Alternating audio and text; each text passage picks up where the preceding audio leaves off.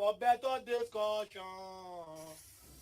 Seku Sherry coming to talk. Seku Sherry say, Labira leti le kwasa labira.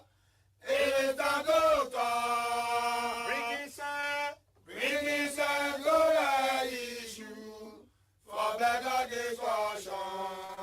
Seku Sherry coming.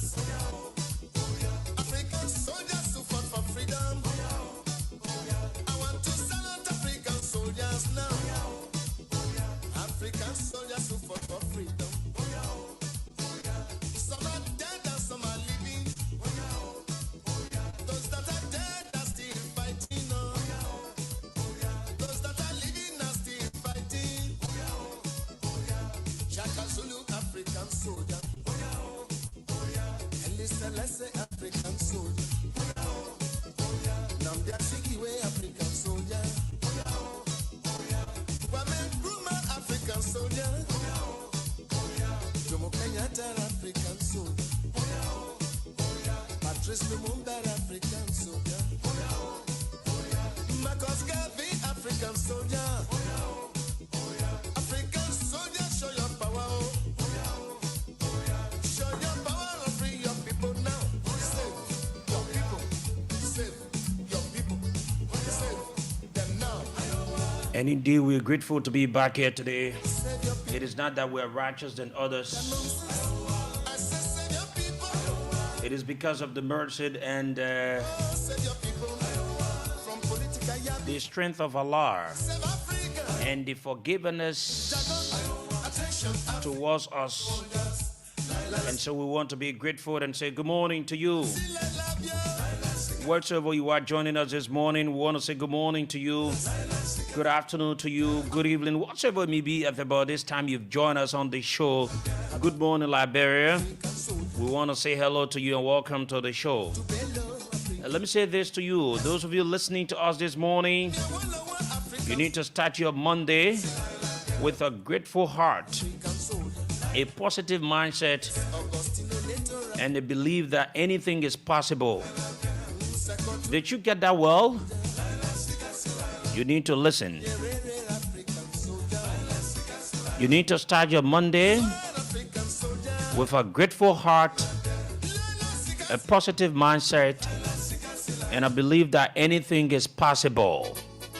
With that belief, keep being strong and keep being moving. Don't be deterred by what they say. Life itself has got challenges. You will be discussed. Once you are not discussed, it means you are not making impact. Once you are discussed, it means you're making impact somehow, some way.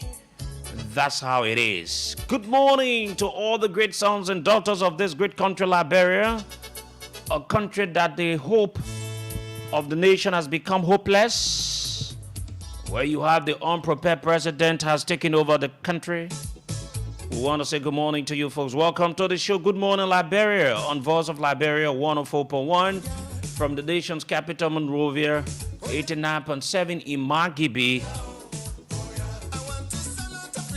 90.7 in Bong and other frequencies across Liberia. And it feels good to join you this morning as you've joined us as well. Today is the 22nd of April, and we've got a few more days to go. This year is moving. Sometime when you listen, oh yeah, we're into New Year, you think that it is a long time. But it's just sometimes just need to take some time and you see the year come to an end. But that's how it is. We're here this morning. We're going to rumble around the issues, taking you up to 10 o'clock. Inshallah, with the blessing of my parents and the protection of Allah, acceptance, we're going to take you up to 10 o'clock this morning. There are lots of issues. We've got the issues to talk about. Certainly, we've got the issues. And trust me, they are all interesting issues. And the government of the day has continued to show its ineptitude, including the president himself. My name is Sekou, and I'm Sekou Sharif. Inshallah, we'll be here up to 10 o'clock. My co-pilot is here, Samira. Good morning to you, Samira. Good morning to you, Sekou, and let me say good morning to all well-meaning Liberians who on the sound of our voice this morning. Let me say good morning to you. As she said, it's great to be here this morning, and I had a great weekend. My weekend was great, and we are here this morning again to give out information as we always do. So let me say welcome to Good Morning Liberia. Continue to follow as we bring you all of the issues we have on our plate this morning. Good morning, Sekou. How was your weekend? Yes, we had a splendid weekend. I want to say thank you to God Almighty. We had to run to Mangibi for the county meet. Yes. And so we went to Mangibi County. Yeah, we were in Mangibi for the county meet between Lofa and that of Grand Bassa County. But unfortunately, the game was not impressive. But from the Conons, supporters and other folks, they said the game was being already discussed, and the two teams decided to do what they did because they were already qualified to come to Monrovia.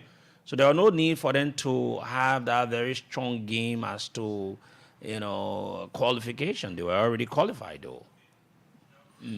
Okay, I see. Like you can say, we have got the issues to talk about, and we have too many things on our plate this morning. Let me just run you through quickly about some of these things that we will be talking about before we start to acknowledge some of our followers. So this morning, we will talk about the inauguration budget.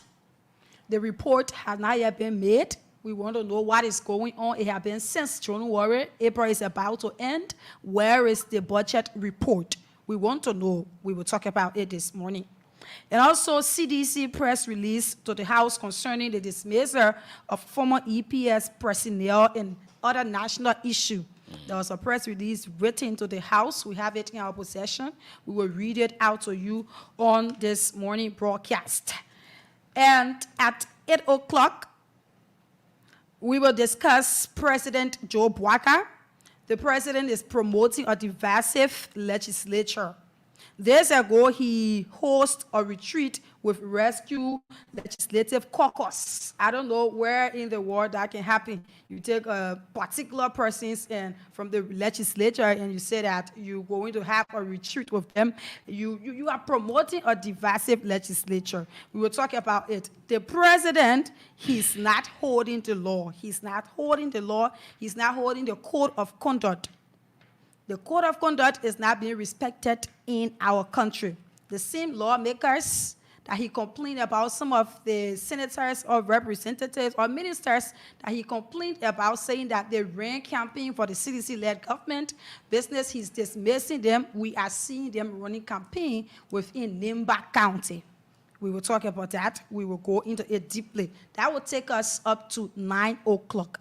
At 9 o'clock, fellow Liberians, we will read out the press release on the arrest of former EPS officers. The police, they put out a press release. We have it. We will read it out. At the same time, we will phone in Emmanuel Gonkwe. He will be here to talk about a post about the EPS bus. That will be at 9 o'clock. And it will run us up to 9:30. At 9:30, we'll pay host to tailors. They have some burning issues that they want to discuss with the Liberian people. They want them to know. So they will be in our main studio here to be able to give out that information. We will also call the motorcyclists on this morning broadcast. They are expected to host a protest today. We don't know as to if the protest stands or not, but we will call them so that they'll be able to give information out. The Liberia National Police said that May 7 will be a no-go zone for police, for motorcyclists, excuse me.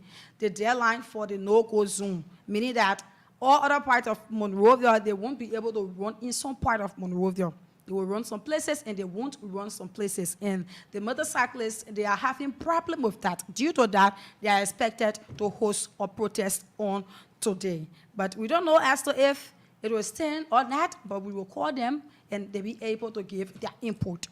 As usual, we will also contact our international correspondents. We always give information out of Liberia, so we'll contact them this morning.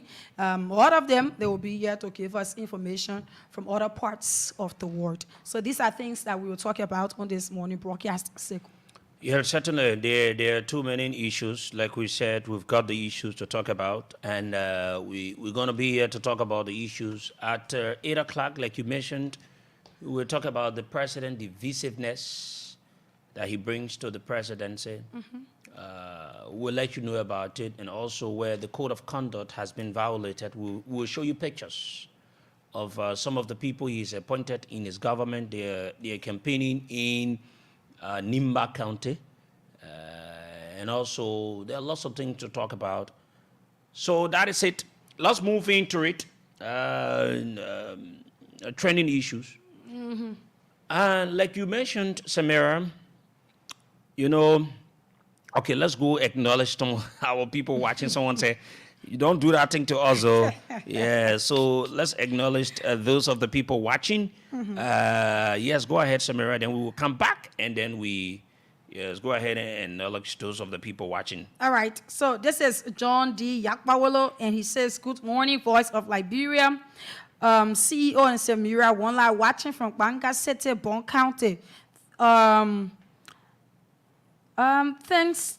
No, we back. No, thanks to know that. I don't know what he's trying to say here this morning, but let's go down. He says, I hope Boy Joe and picking them, making sure to rescue the Liberian people from this high suffering that has engulfed our country.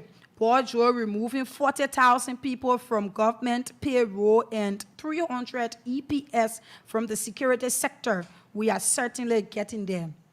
Yasa Sharif says, good morning, VOL. Baye Joshua writes, good morning, my VOL family. I'm watching from GSA Road. Moses Zerpe writes, good morning, VOL. And Moses Zerpe, I do join you from my Lelepaye residence, Banka City, Bon County. Alaska Pay goes on by saying, good morning, Voice of Liberia. I'm watching from India.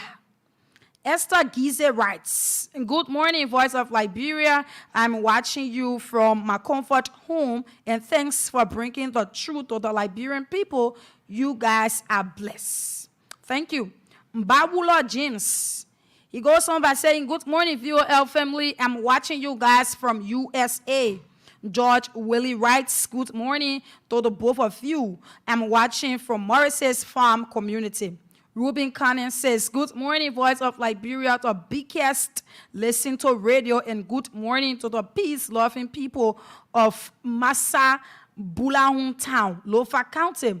Liberia has become a one dynastic state under President Bouaka, whereas citizens are undergoing hilarious of hardship. Burning of houses of last night in Kingray. Let us pray for Liberia, but not the UP government, because they don't believe in rules. He meant rules of laws in our country.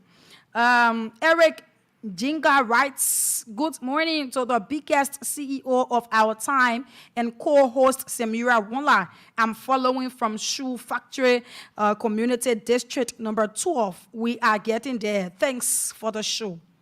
Mohammed J. Sharif goes on, good morning, Samira and Seku. I'm watching from Jacobstown, St. Francis community. After this 80 years or 6 years, those of us that will survive will be satisfied as national survivor. Congratulations to Malofa County. Bob Moses Jr., he goes on, good morning, my brother and sister. I'm watching from Ojira. Joe Wega says, good morning, Seku. I'm following from the most developed community in District 16, the St. Paul Bridge community.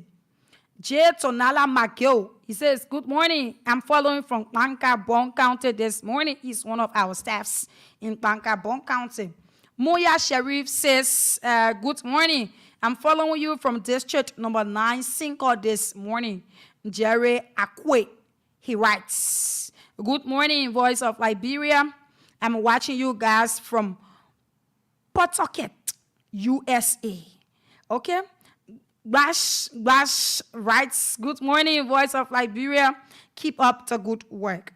Khalil Ibrahim Kroman says, good morning, Brother Seku and Sister Samira.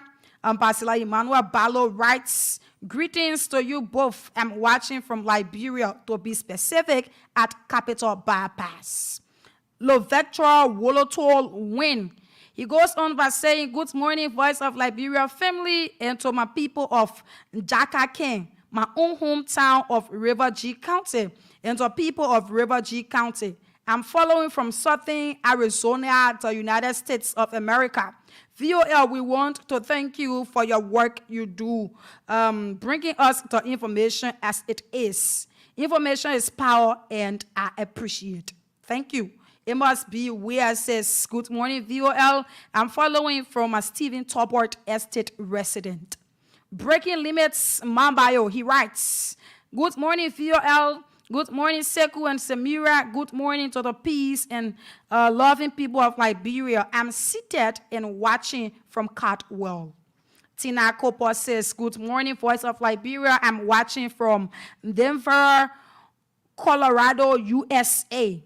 Sam Kato, he writes, good morning, CEO Sekou V. Sheriff and my beloved sister. This government is not ready for business yet. I'm watching you from the Office of the National Disaster Management. Quimel Wilson says, good morning, Voice of Liberia. I'm following from Bo Watersat. Intelligent Johnson Dickerson writes, Dickerson, good morning, VOL. Let me thank you for recognizing me as a fan on Facebook. My name remains Intelligent Johnson Dickerson. Another day, I'm watching from the port of the Freeport. I'm watching from the port city of the Freeport of Monrovia. Keep up the good work. Information is all we need as a country, certainly. Zenembuyu Tope writes, watching from Dubai always. From the look of things, I think we need to rescue the rescue team because poverty is 99 pro mass. Moses Hammer writes, good morning to you guys. I'm following from Wiyala, Magibi County. Shonya Monroe says, good morning, my people. Following from Minnesota, USA. Umaru Taliwell says, good morning. Orita Clark says, good morning. I'm watching you from Kingry. Prince Kato writes, good morning, VOL. Liberia is in a real state of calamity under Bouaka. Prince Njadia says, good morning, VOL family. I'm watching from the Republic of Fiama. Sekou V. Sheriff, if your actions inspire others to dream more, learn more, do more, and become more, you are a leader. Please keep up your good work. Thank you. Marcus M. Kamara says, good morning, guys. I'm watching from New Delhi, India. Pitek Aqua says, God bless Mama Liberia, following from my office, Randall Street. James Flomo says, good morning, VOL. I'm watching live from Brisbane, Australia. Thanks to you guys for the hard work. Just want to say Joe Bouaka action is not strange, so Liberians should not think or expect something different. He shows little of his attitude during their COP's days. Papi Keita writes, good morning, Voice of Liberia, CDC success. Papi Keita following from Tuput Road. Ambassador Flomo, he goes on by saying, good morning, this is Rufus Truman Flomo watching from Quatike FM compound in Banka. Leroy Dile says, good morning to you guys. I'm watching from Police Academy. Emmanuel Sako writes, good morning. I'm fine. Thank you for the conditions. Now he's our president. Let there be little brothers and little sisters. I don't know what you mean. Civilized Bella Boy says, good morning, Voice of Liberia. I'm following from my residence at New Georgia, St. Marco. Pajo needs to do better, or else we will show him what we made of. P. Moses Kopoy says, good morning, VOL. Did I hear that Mo Ali has 8,500 USD before coming to government? God have mercy on our poor country. Ambassador Emmanuel Balo writes, good morning once again. I think that's all the comments we can take on this morning broadcast. Too many of them, Sekou, too many of them. Too many. We want to say thank you to each and every one of you, even those of you that we did not mention your name. You don't need to say, oh, why they didn't do ours. But we want to say thank you. You've done extremely well for taking upon your time. And we encourage every one of you, when you are watching, you also need to share the live so that others will follow, and then they will be part of the show, and also they can watch what exactly is happening and view some of the things that we'll show in terms of documentations, in terms of pictures, or maybe in terms of videos or some other issues that we'll be able to show to those of the people watching us, by the way. Right? Okay, so Certainly. So for housekeeping this morning, let's talk about the inauguration budget report. We don't know where is it.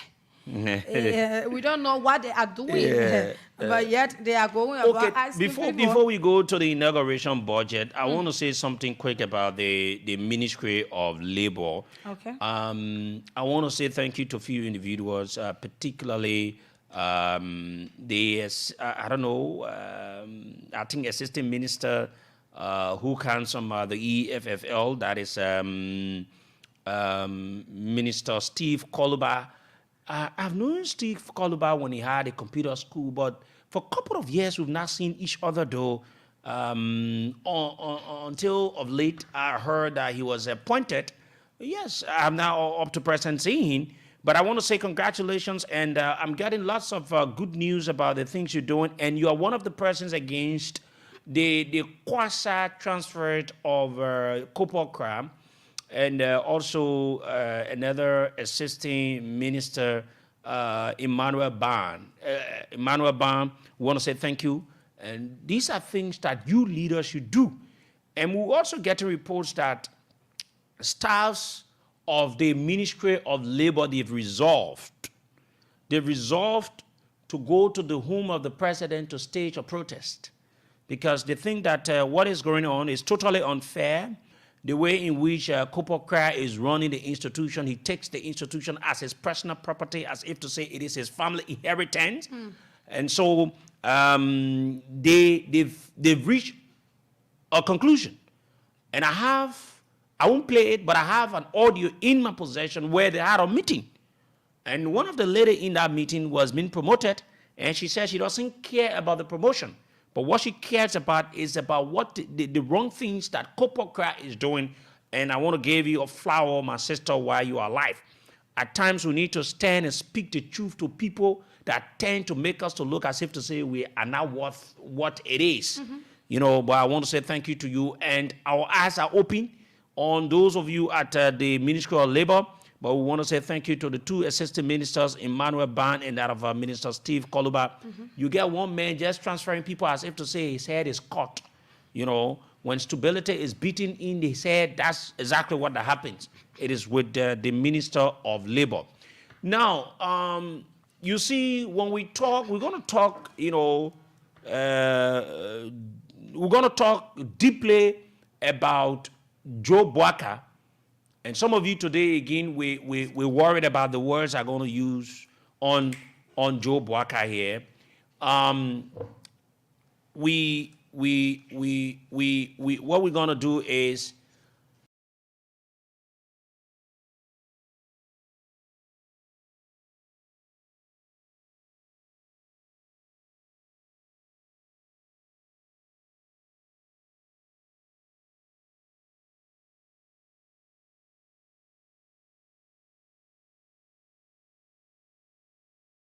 government or those of the people that were involved, they spent. We are yet to get any report.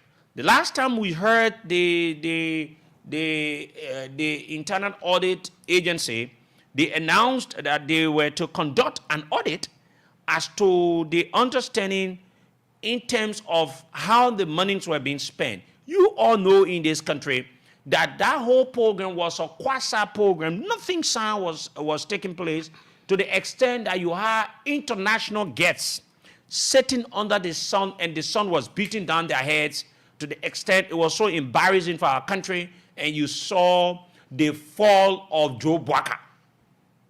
So we are yet to see or understand how the monies or the reports, how did they do it? But this is a government, this is an old man that said people will be accountable when he takes over the presidency of our country. We are yet to know how much they spend. We are yet to know whether they spend the money for the actual cause. It is clear that they did not spend the money for the actual cause. There were a lot of flops in the entire program. There were a lot of mistakes. There were a lot of things that happened, and it is clear to make you to understand that the money was not used. Even though they have a lot of sets in this country, but the people choose to go to Sierra Leone to bring one old set. And the sound system was even good. That ain't what we're calling the set. They couldn't even hear anything. They couldn't hear anything. The whole planning was very poor. So I don't know what it did with that So we money. are yet. How many months would the Internal Audit Agency take? the IAA or whosoever involved will take to audit Yes. this budget. So it means that this president, this puppet of a president, this inept of a president, this man that lacks all it takes that came to the presidency unprepared, will announce and make his people to announce things, and just to make the Liberian people to say, oh yes, the man will do this, the man will do that. At the end of the day, nothing will happen. This is what we say. How do you come about and say the people will audit, we will know? In fact, when you take over the presidency, no one will be involved into corruption. You will checkmate the people that are being involved into corruption. You've come to the service to deliver to the people. You've not come to arrange yourself at the detriment of the people. We gave the Liberian people money, the taxes we pay. The people used the money to carry out your so-called inauguration, that you went there and you fell off, you disgraced the country. It shows that how you are very sick. You are not competent to lead this country. You've made this country to be hopeless. And we are yet to get the report of that money that was spent. We are yet to get the report. But then you come and say the rescue mission is so transparent. They've come, they are accountable to the people. The first corruption that took place, we haven't heard anything about Nothing. it. Yet we should believe Under that your people are watch, transparent. something No. that brought disgrace to yourself to the Yes. extent yourself you fell off. Yes, even You the think- party chair was involved into that. You Look think what's up there. you think if that program could have been well prepared and implemented, you think you could fall out? You don't come to be fainting all around here. You don't come to be falling down. Let me say in a simple Liberian English. Son wasn't going to be beating them like Yeah, that. the sun could not beat down your head. But because the very incompetent, corrupt people you place to positions, they've gone to the extent, they corrupt whatsoever that was sent out to them to do the job. And because you yourself, you are very incompetent, you lack all it takes to implement what you say to the people about corruption. So up to present, we don't know what has happened with the money. We don't know how much they use. We don't know what did they do. So you lie to the people again through your RAA. The people say, oh, we audited, they had a press conference. How many months you will take to audit? How many months you will take to audit just one penny individual or individuals? Or just lay people that got a certain amount of money? How long will it take you to audit them? A serious government, how long will it take you? But because this puppet of a president has no interest in the country, he lacks all it takes because he himself is very corrupt, so he doesn't care. He doesn't care. Joe Walker is unserious old man. It's unserious. Sometimes when I say these things, it hurts me to see a 90-year-old plus old man that lacks all it takes that brings to the presidency on seriousness. And you allow this country to be hopeless in the hands of this puppet of a president. The hopelessness of our country is so high. There's no hope. Liberians' hope have been dashed. No one understands what's happening. Today you woke up every day that new news, another bad news. Last night another person who was being gutted with fire. Across the country, people are living in fear. People are being killed. I saw on the social media from Bangabon County, a man was being killed, dashed in an old unfinished building. What such a country are we? How did we arrive at this point? No security, no protection for the citizens of the country. When the president only feels that only he and his family members and surrogates are to be protected. When the citizens think and feel and reach a point and understand that the protections are no longer secure, you, president, will not be in safeguard as well too, because you will be put at a danger or a harm space, so you can feel and understand how the people of this country, what they go through, how their children, their family members are being killed on a daily basis. And that is it. When the citizens feel and they reach to a point that they are no longer protected, the president himself will not be protected. We can say this for free to every one of you. If Joe Walker will sit there and Liberians will continue to be killed mysteriously in our country and think that he will sit in the presidency and be having a honeymoon, he's daydreaming. Because the people themselves will stand out of this nonsense and it will come to an end. What kind of government there is no accountability? You get one minister of public works bravely without any approval of any money, took a contract and gave to people. And then the people had to go. Can you imagine? You don't get money to do road. Then you go, you take contract and give it to company. Then you gave the company the leverage to go out and source the money on behalf of the government. And who pays the money? It is you Liberians that pay your taxes. You're going to pay back that money. This is the governance that this old man has bring to the governance space of our country. The old man that has desecrated the sacredness of the presidency in our country. And people think that we should not talk about these things. This is the puppet of the president we have in our country. You see him square, you know there's something wrong with him. If you see him walk, you know there's something wrong with this Joe Boaka Papi. Yes. How did we arrive at this point? What did we do wrong as a country? Where did we go wrong to have allowed this puppet of a president, this sickening, spineless old man to take over this country, that have opened doors to allow other individuals to enrich themselves at the detriment of our country?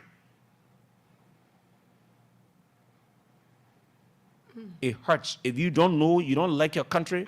As for us, we love our country. We know what this country is going through. And I listened to some group of people, and they said a few months from now, seeing this government just taking over, they thought that the taking over of this government during this period of time, things will be good. Because, you know, when you just get on the field, you can get stamina, so you will play. Yes. When the game is going to an end, then you start to wind down. Sure. Or when you approach the gear, and you know you let it get from the start, things will be okay. But when you finish, you know, Santana, then it can be going down small until the fate of such can be decided. But unlike from the start of this unserious, useless government, you continue to experience hardship. They say when the Christmas will be good. You're going to know from the eve. Thank you. But that's the thing about it. When it comes to this government, people expect that better, because at the beginning is wherein you prove yourself, right? So wherever you go, once you take stage to talk, at the beginning is where you get the public's attention. The things that you will do, all of the promises that you will make, I mean, you'll be able to fulfill them. If you cannot even fulfill all, you do more. But the man said no business as usual. You are seeing the sample all over, all on the billboards. Yeah. No business as usual. But you can't want to allow your government to get account of what less the inauguration money. We haven't seen anything.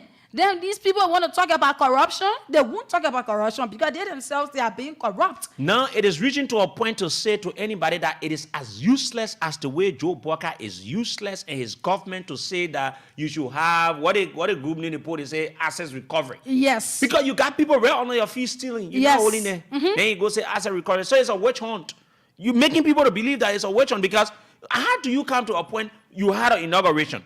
The people are supposed to make a financial report and everything. Order the people to know whether they spend the money the right way. Come up with the report so people will know, say, okay, yeah, no, the government, this government will be a government that will be accountable to the people. You don't do it. Yes. But you want to go after other people from past governments. You cannot kill the soul on your foe. Then you want to go kill somebody on, then you must be drinking something through your nose or some part of your body that is not to be used to drink something in. That is what I see that is happening about these people. Let's go to the international desk. We'll come back. Then we'll go into our Liberian politics and look at some other issues. We've got a lot of issues, right? Yes, let's go to Nigeria and speak to our Nigerian correspondent, Naomi Kombenda, to talk about this issue and this news we're getting from Nigeria this morning on the show. Good morning, Liberia, on Voice of Liberia, 104.1 in Monrovia, 89.7 in Mangibi, 90.7 in Bon County, and other frequencies across Liberia. My name is Sekou Sharif, and we go to Nigeria to talk to Naomi Kombenda. Naomi, thank you for joining us this morning. Good morning. Good morning, Sekou. Thank you for having me. Let's hear you on this report we are getting from sources that the Economic and Financial Crimes Commission, that's the EFCC in Nigeria, has instituted a further crackdown on currency speculators and some other issues in the country. Now, Naomi, you want to give us a clear insight about this development, what exactly some of the sources are saying to you journalists in Nigeria? Okay, thank you very much, Sekou. Some very reliable sources have said that the Economic and Financial Crimes Commission is not only going after Binance, which is the major cryptocurrency operator in Nigeria, but other cryptocurrency compliances and exchanges. Now, this is helping to stabilize the naira, okay? Now, we asked actually the Economic and Financial Crimes Commission spokesperson who said the commission was doing everything lawful, don't forget that, to ensure the sanity within the country's forex market. Meanwhile, some foreign exchange market analysts have also stated that the dollar rose slightly against the naira between Wednesday and Friday last week due to the interbank moves of commercial banks. It's back to you, Sekou. What exactly is this Binance you're talking about? Oh, so Binance is a centralized crypto exchange that offers all services that every top-notch crypto exchange should, such as crypto-to-crypto trading, purchase crypto towards with fiat, and also earnings, giving high earnings. And this has caught the attention of many young Nigerians who see it as a fast money-making venture. And so many of them are going into it, and this has help to destabilize the naira and devalue the naira too. So how do Binance activities help destabilize the naira in Nigeria? By the way. Okay, a money analyst has explained that emergency lovers of Binance are back again speculating on P2P applications, which means that every one of them will pay 50 naira until they take the money, the dollar, back to 2,500, which was initial plan, so they can recoup their losses. Now, this is really affecting the naira and defacing the naira. How can this problem, by the way, in the country be tackled by relevant authorities as it relates to such that is going on in Nigeria?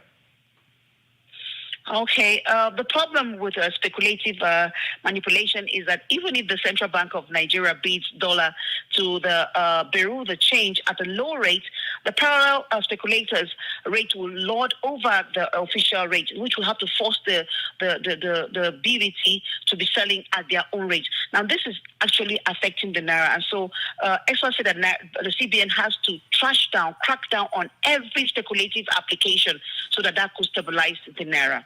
Thank you very much, Naomi Kumbinda, is Voice of Liberia, Nigerian correspondent there, joining us this morning, giving us that information from Nigeria. We now go to the Gambia to talk to Amadou Kante this morning on the show. We're getting this report from Gambia that the president of Senegal have made his second international trip or stopover to the Gambia, and the two presidents of the two countries, the Gambia and that of Senegal, they had a bilateral conversation. There are hopes for the two countries. So we're going to talk to Amadou Kante, who's going to fill us in with that development. So some of the areas the two presidents talked about and how strong is the bilateral relationship between the two countries, by the way. So Amadou Kante is Voice of Liberia, the Gambian correspondent. He joins us now from Amadou, you are joining us this morning from Banjul. So good morning. Good morning, Sekou, and thank you very much for having me. It was a pleasure. You're joining us this morning from Banjul. Yes, indeed. I am joining you from Banjul, yes. Very well so. Now, Amadou, how important is the visit of the Senegalese new president to the Republic of the Gambia? Well, I think this is a very significant visit by the Senegalese new president, Bassirou Diomaye Diakhar Faye, who was recently elected. And I can tell you the Gambians has been anticipating of his visit, and it has been a norm for the Gambia and Senegal. Whenever a new president is elected, the first outing usually would be either if it's for the Gambia, it will be in Senegal, and also if it's for the Senegalese president, it will be in the Gambia. But this time it has been a slight change. The Senegalese president made his first official visit to Mauritania. But interestingly, when he came to Banjul on Saturday, during his discussions with President Barrow, he justified the reason why he opted to go to Mauritania first before Banjul. And what he said was, it's because the Mauritanian president is the current African Union president, and he felt he need to go there first. And then that would indicate that he have, in a way, visited all African countries. And then, of course, when he returns, he said, of course, it has been done by his predecessors, then he have to visit the Gambia. So considering the relationship the two countries have enjoyed for the longest time, it is indeed a very important one. Tell us more about the relationship between the Gambia and Senegal. Do you think anything would change after the visit of the president of Senegal to the president of the Gambia? Well, Gambia and Senegal is more or less one country, but it has been divided by the colonies then, and so that, in a sense, means that it's a long, standing relationship, really cordial to some extent. Many people will tell you, and the coming of Bassirou Diomaye Faye to the Gambia. Yes, many Gambians expect that there would be a slight change in terms of the relationship and maybe projects that the two countries have been engaging over the years.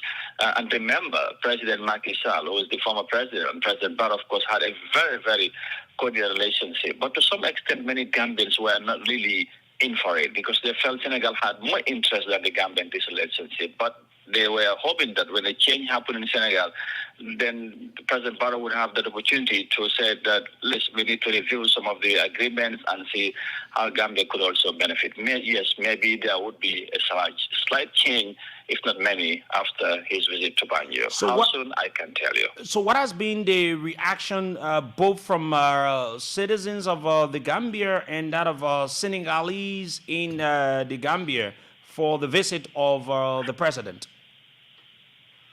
Overall, if you talk to many Gambians and the Senegalese residents here, they're relatively all happy for the visit, and that have of course shown that when President Diomaye arrived in the Gambia, he was hugely received by Gambians and Senegalese people as well. So there has been huge anticipation when he was coming here. So literally, it was a very, very enthusiastic, and of course, well appreciated visit, and the reaction has been so positive, and people are looking forward to a more cordial, but of course, a win-win sort of relationship between the countries henceforward. Thank you very much, Amadou Kante, his voice of Liberia, our Gambian correspondent. We go to Sierra Leone to talk to the man, John Whitfield, this morning on the show. We're getting this report from Sierra Leone that a high-level consultative meeting has been organized in Sierra Leone on a proposed prohibition of early child marriage bill. There's something that is also taking place in Liberia in most of the African countries. Joining us on the line is John Whitfield. John, good morning, and thank you for joining us on Freetown, Sierra Leone on the show. Good morning, and thanks for having me. And it's good to have you this morning. Tell us more about this consultative meeting on the proposed early child marriage bill. Well, this is a bill that seeks to address the issue of early child marriage in Sierra Leone, especially from the traditional front. And so this high consultative meeting was held to see how best they could have exchanges, collaborative efforts, and see how best they could also put strategies to put this proposed bill in place. And so they had high-level people who attended this meeting, and also, most importantly, the First Lady of Sierra Leone, whom we know had championed what we call the Hands Off Our Girls campaign before. And she's so interested in this bill because she believes that one way to reduce the issue of early child marriage is by ensuring that we have proper legislations in place. What exactly, John, were such bill addressed? So, first of all, we have a law in place, which is the Child Rights Act of 2007. And there is a particular section that speaks to the issue of early child marriage. But what has been the problem is the issue of enforcement. And so from the traditional front, you have parents who give their children to get married who are below the age of 18 years.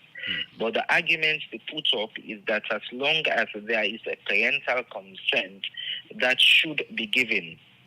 So So the bill now seeks to ensure that it provides protection when it comes to child rights and also the well-being in the country, and also for children to make their decisions. We all know that below 18 years is not a consent stage, and also to see how best parents could have a better understanding. And also there is what we call the social norms. We found out that when children are married at an early age, they are being isolated. And the stages that they should go through as children, they do not go through it. And it also affects their mental faculty. So these and many other issues the bill seeks to address. Now that the meeting is over, what's next?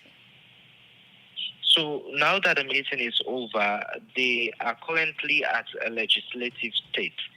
So we know that bill has several processes that it has to go through. And then, of course, our parliament will have to debate this particular bill. They look at where they should cross the T's, dot the I's, what is workable in Sierra Leone, what is not workable, what should be enforced, what should not be enforced. And also there's an amount of sensitivity that should be looked at before finally the bill will come to its final stage. Thank you very much, John Whitfield, for joining us this morning from Freetown, Sierra Leone. Thank you. Thank you. John is Voice of Liberia, Sierra Leone correspondent. We call it a day this morning on the segment of our international update. We want to say thank you to all of our international correspondents from around the world for always contributing immensely to Good Morning Liberia on Voice of Liberia. Samira, do you have any other thing to talk about housekeeping before we go to 8 o'clock? Yes, we have other things to talk about. Yes, we need to go to we need to call the motorcyclists. Okay. Yes, Samira, we need to call the motorcyclists. Mind you, today the motorcyclists are coming out. Yes. And so we need to call the motorcyclists. Let me go to Amos Johnson, who's the deputy coordinator. We'll also talk to Momo Rogers, who's the organizer of Bannersville Junction N. So he's the one in charge of the motorcyclists leaving from Garnersville. We'll also talk to Otis Johnson, who's going to be in charge of Central Monrovia coordinator. He's currently at Broad Street trying to get things in order. And then we have Chokon. Chokon is in our studio. I'm told about the threat on his life by security apparatus, and we have messages in our possession from 102. Some of the threats and some of the issues that they want to get at him, who's standing to speak the truth and think that what the guys are doing, trying to stop them, is not well. But let's give him, maybe he wants to say, or we will talk off air. Isn't so, right? You want us to talk off air, right? Or you want us to have, or maybe chat on, okay, you want to say something, right? Okay, let's give you the time so that he can just, let's just say something. He wants to say something to the public that, okay. So Chokon, let's give you maybe like 5 minutes, and we'll call your colleagues. Chokon, morning. Well, good morning, CEO, Sekou Sherry. Good morning to the listening audience. I am Chokon Regina Gray. I'm popularly called Yellow Machine. Okay. I am the president of the Supreme Motorcycle Transport Union of Liberia. And the chief campaigner or the head of the motorcyclists that is calling on the government to see reason to reconsider their decision in regards to the regulation that is about to take place.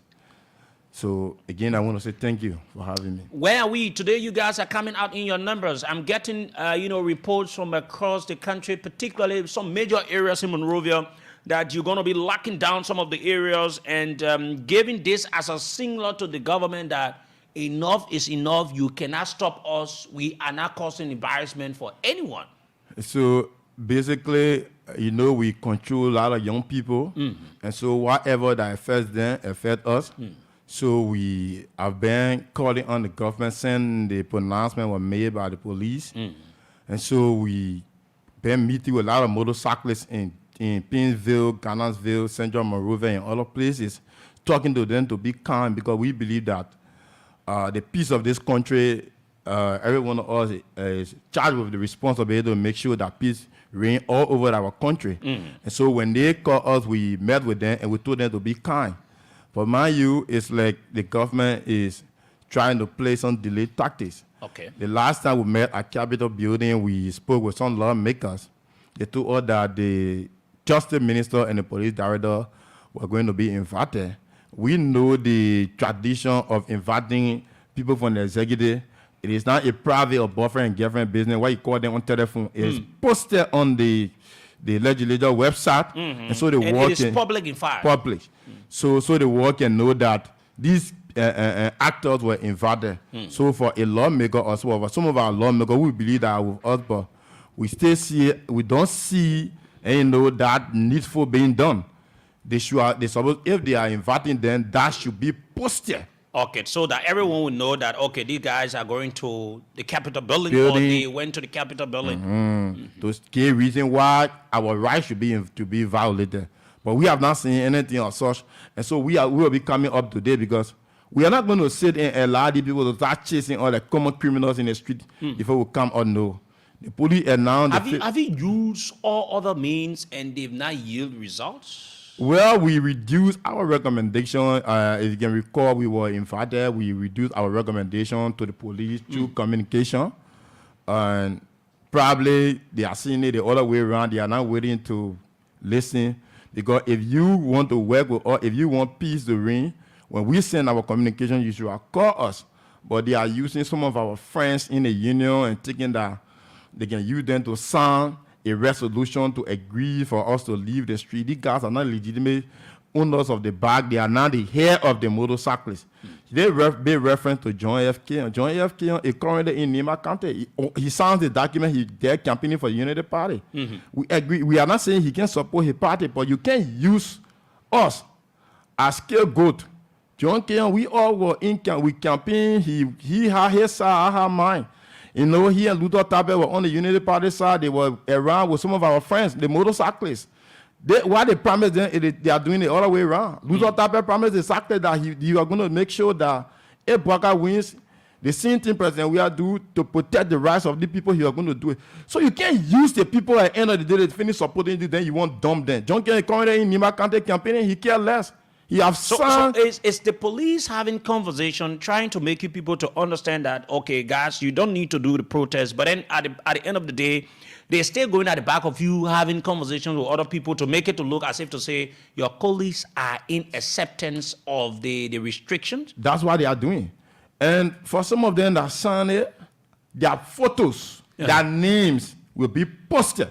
I'm going to share their names and contact number with the public. Okay. So the motorcyclists can know the evil genius among us. I'm not going to joke with this thing. If you think you will use us as a collateral, that when Parker will give you one picker and you think it's enough, that the thousands of motorcyclists that are surviving on bike, you will use them as a collateral, your photo, your name, your contact number will be shared with the public so the motorcycle can know what to do. I'm been receiving some threats and some information about your life and some other people that the police has planned to do. Maybe you people come out today, they will fire tear gas, live bullets, and they will make it to look as if to say because it was a protest, so anyone could be a victim in the process. What do you intend to do about the protection of you and some of your colleagues or your members that will come up today? So we were invited. Myself, I've been receiving information. The first thing is that my life, I've been threatened by 102. There's a CM brother I got a whole lot of respect for. And I have messages here in my possession about him. Yeah, it surprises me for him to go that route. Probably he did it out of anger, but I strongly believe he's him. And so he's not supposed to threaten my life. Whatever issue he has my number. If I violate any law, I mean, he can call me. I can walk to the police station. I'm not running away. I'm a free man.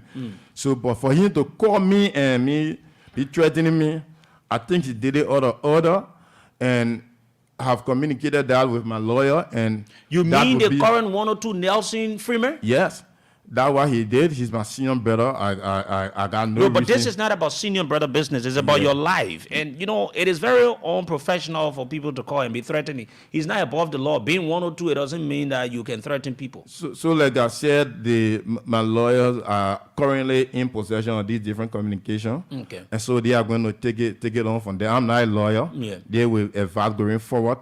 But the issue about police using the divide and rule method and taking that the last time they were in studio with John Keon, and in fact John Keon signed a resolution. John Keon and other motorcycle leaders. Oh. The first thing is that the new union, when the cyclists here, they just won't point out whole place. The union have not been doing the cyclists well. Okay? So if you think you can use the same union that the cyclists don't even want to see, because our basic responsibility as a union, we're supposed to be seeking the welfare of the union, of the motorcyclists. So the very union that have been collaborating with the police to harass us, use them to come and sign MOU, to take us from the street. For some of them, they are doing it at their own race. And going forward, every khaki uniform that I will see photo on, learn this today. If you are in photo uniform, the best thing you can do is to leave the street. Beginning today, we not want to see you in the street anymore. Because for you to sign that evil resolution, not taking into consideration the thousands of young people that are surviving on motorcycle, and you think that you will use the resolution, sign one weekend equality resolution to drive your friends from the street so police can come and chase them, a common criminal. Beginning today, if we see you in the street, you'll be doing it at your own race. I got those information that they want to use some of our friends to cause chaos. The police, I know their tactics. I received that information. Okay. Yesterday, we were invited by Honorable Koluba. I also received information that they were all plenty around there to probably take my photo or probably do something. You know, the guys, they are capable of doing anything. So I choose not to be in our meeting. I sent some of my friends there. Because there are other lawmakers who are supporting us from the back. Because even myself, I'm supporting you guys. Okay, there are other lawmakers. Even some of the people in the Unity Party. But you know, again, the way they run their government, when the government says this, you either disagree from the back, but not to come in the front because you'll be doing it, you know, at your own risk. Yeah, you'll be doing it at your own risk. So some of them, they are afraid, they are calling us. Some of them who are even ministers, so they have in key position. They have been calling. You check in my phone, I receive thousands of calls. You don't need to disclose them. Yeah. They are all your silent supporters. Some of them, you know, are in support of us. They have told me plain that this is not timely. In fact, they can't use us to campaign for them. The SACA play a major role in bringing Baka to power. So Baka can't pay them with ingratitude. They are told me in confidence. And so this issue is about the life of the young people that are surviving through motorcycle riding. So if the police think that they can use some of our friends to come and to bust somebody's car, and then they will then retaliate in a form of violence, throwing tear gas and things, it's not going to help. But have you talked to your colleagues to be very peaceful in the process? They are always peaceful. In fact, there are a lot of things that we have done that we will not disclose. Okay. So if you think you can be paid to come among us and cause problem, to maybe to hit somebody's property or destroy people's property, you will regret the meaning. You will regret the day you ever take that decision. Before we even turn you over to the police, if you're not careful, you'll not be alive. We'll be very clear because you will not use us. You will not use us against us. Not possible. You can't use our peaceful assembly to go and start busting people's car just so the police can get reason and say, I ain't see it. Like the thing they wanted to pull from the street for. We understand that tactics, and that is not going to work.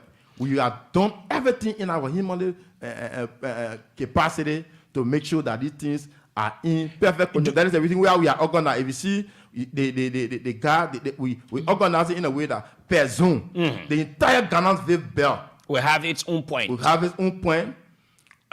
Central Monrovia has its own point. EAW Junction, for example, has its own point. Cinco has its own point. We organize it like that. So when they are coming, they're looking at one supervisor that is bringing there. They are not just coming here to scatter. So are you people marching from all the various points? Because from what I have in my possession from sources, you have almost 7 different points. Are you people going to march and converge at a particular area, or how is it going to be like? Well, these points these points are our picking up point. Okay. Our final destination will be at the Capitol building. You think the police will allow you? They don't have, it's not a red for them. Is it and the police barrel going in or inside the police station? We are going at the capital. The people that represent us is the people we are going. We are not going to. We are not entering the police thing. We are not entering the mansion. Yeah. So you think this protest that you people had to host today will yield result? It definitely going to yield. The police got to listen. There's not about why we enter my What if pocket. it doesn't? No, they have to. So is this thing just or today protest or it will be as many days once the police is refusing to allow you people to ply the streets of Monrovia? Today protest is intended for them for the lawmaker to do the needful. Okay. Their invitation to the actors, which is the justice minister and the police director, must be published. If they tell us that they will invite them, that communication should be public. We are not joking. We are not kids. We agree there are some of our friends who are kids riding back, but come on, I mean, we are educated people. And not everybody find riding back, stupid people that you will tell us, oh, we'll call the police, and then, I mean, you just tell us, and we are not seeing anything of such being public. We are following the legislature website. If anybody is invited for whatever reason, it will be stated. And so today protest is intended for us to push the lawmakers for them to do the needful for the fact that they told us that the police director, his boss man, the justice minister will be invited. That communication should be published. And you should know whether they've done it or they've not. Definitely. You're not going to call me on telephone and say, oh, we call the police director, we call the judge. No, we're not joking here. Okay. Thank you very much. Let's go to the lines. And I know that you need to get things in order. Then we're just going to take 5 calls on this issue. We have Chokon, who's the head of one of the auxiliary motorcyclist groupings. He's our walk-in guest. Yes. We are in support of the motorcyclists. We think this is against their rights, and also it is infringing on the rights of other people. You saw the traffic on the road there. I'm viewing people pictures. They are saying that they shouldn't do this to the motorbike people. Because the traffic circle from Junction all the way to town. Then they want to stop the motorcyclists and everything. Okay, let's go to the lines on 07709079070 07709079070. The line for Bon County. Let's call it quits. 07790038335 07790038335. Okay, let's take 5 calls. Yes. Not more than 5 calls. We're going to take 5 calls. Only 5 calls. Good morning. Oh, good morning, Samira. Morning. My name is Gamen Kevin calling from Port. Gamen, you need to say it, but we didn't get you, please. You said? We didn't get you. Sorry, please repeat. You didn't get my what? Please go ahead. You said this is what? I said Gamen. Okay, go ahead, Mama. I said this is Gamen Kevin calling from 235. You know, we need really our peace. President, we are king with peace, and he left us with peace. Please, so the police director or whoever in charge to not infringe on the right of the motorcyclist. Because if you push them to the wall, there will be nothing else for them to do, but they will have to bounce back, and then it will be a problem. It is their right to protest. It is their right to go and see their lawmaker. It is their right for anything about them to go and explain to their head. So let them have their will, so that our peace, that President, we are left with, to enjoy it. But I think that the government herself trying to undermine the peace of this country. Good morning. Yeah, good morning, Sekou, and good morning, Samara, and your studio guest. Go ahead. My name is Washington Strobe, and I come from this bill. Sekou, let me appreciate you for the discussion this morning. Here on the motorcycle in studio. What I want to recommend to you is, you know, the motorcycle is also contribute to all the payment of taxes. If I were here, I would instead of all my men not to write on their back so the government can settle the issue. Because you cannot be collecting money from instead of buying food and all things. Okay, you're coming in very, very bad. Good morning. Good morning. Yes, good morning. Good morning, good morning to that family. Good morning also to Mr. Gray. Yeah, I want to appreciate you for everything you're doing, you know, for the sake of motorcyclists. You know, this government, you got to put to fire because if you sit back and just watch do what they want to do, I don't think I will get it in this country. They have no right putting stop to motorcyclists who compete for the heavily in the election term. So, what kind of suspect in this election, I don't know how attitude to the motorcyclists support the working. You can't get into power, you want to turn your back. When you think guys, and we support for you. That's been ungratefulness. And the government itself is undermining the peace. Look, what I said at the public is ungrateful. You try to demonstrate that over and doing. Okay, thank you. Let's take this one quickly. Good morning. Yeah, good morning, Samara, and good morning, the ever protect journalist, the best journalist in Liberia, second Sherry. Go ahead. What do you join us from? Yeah, my name is Jerry BN Figure. I do call you from Intel Lawmaker District number 3, the face of Bonga, the Honorable Chair Medical. Okay. Yes, I personally am in support with motorcycle for them to do it peaceful. But where the United Party people are, what they were patrolling the motorcycle all over. When they were patrolling the motorcycle, they were patrolling all over the state of Mopho for them. Then right after the children for them, they say they will not patrol, they will not go on a ministry, that. Why? What president we are in the state here? No, let me tell you, the country will need peace. We need peace in this country. President, we have the peace in this country, and let the peace be protected. Okay, now, thank any you. chaos in the country, but that is the China right to protect. Thank you. Good morning. Good morning, Samara. Go ahead. Yes, this is John D. Yakbaulu from Banga, Bon County. Okay. Yes, Samara, I want to tell you guys thank you for the show this morning, and thank you for always informing us about training issues in our country. And I think these motorcyclists, I want them to do their protests peacefully. But then we told the people when election was around, we told them about the behavior of women too. And those motorcyclists, some of them took it on their head and went about supporting, calling themselves rescue motorcyclists. But that now is affecting them. That's why, sometimes when you say something, sometimes you need to reason. We know Joe Biden behavior. I know that this old president will not do good for us. You see now they are chasing it all around corner. So I urge them, you gotta go. Okay, thank you. Let me take the last call. Good morning.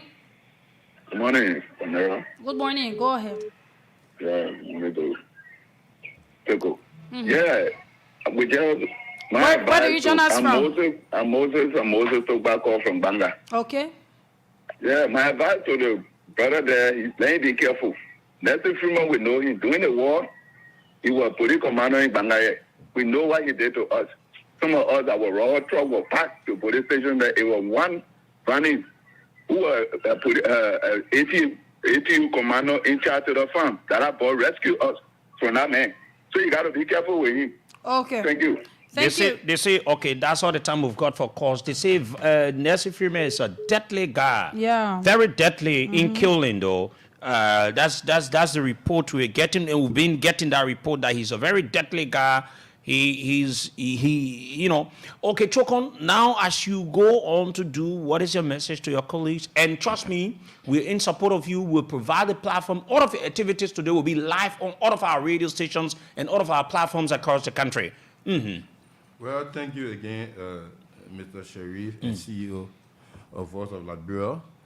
To our motorcyclists, please, if you are coming up today, come with, even though we have said it, but come with one poster sheet with your marker.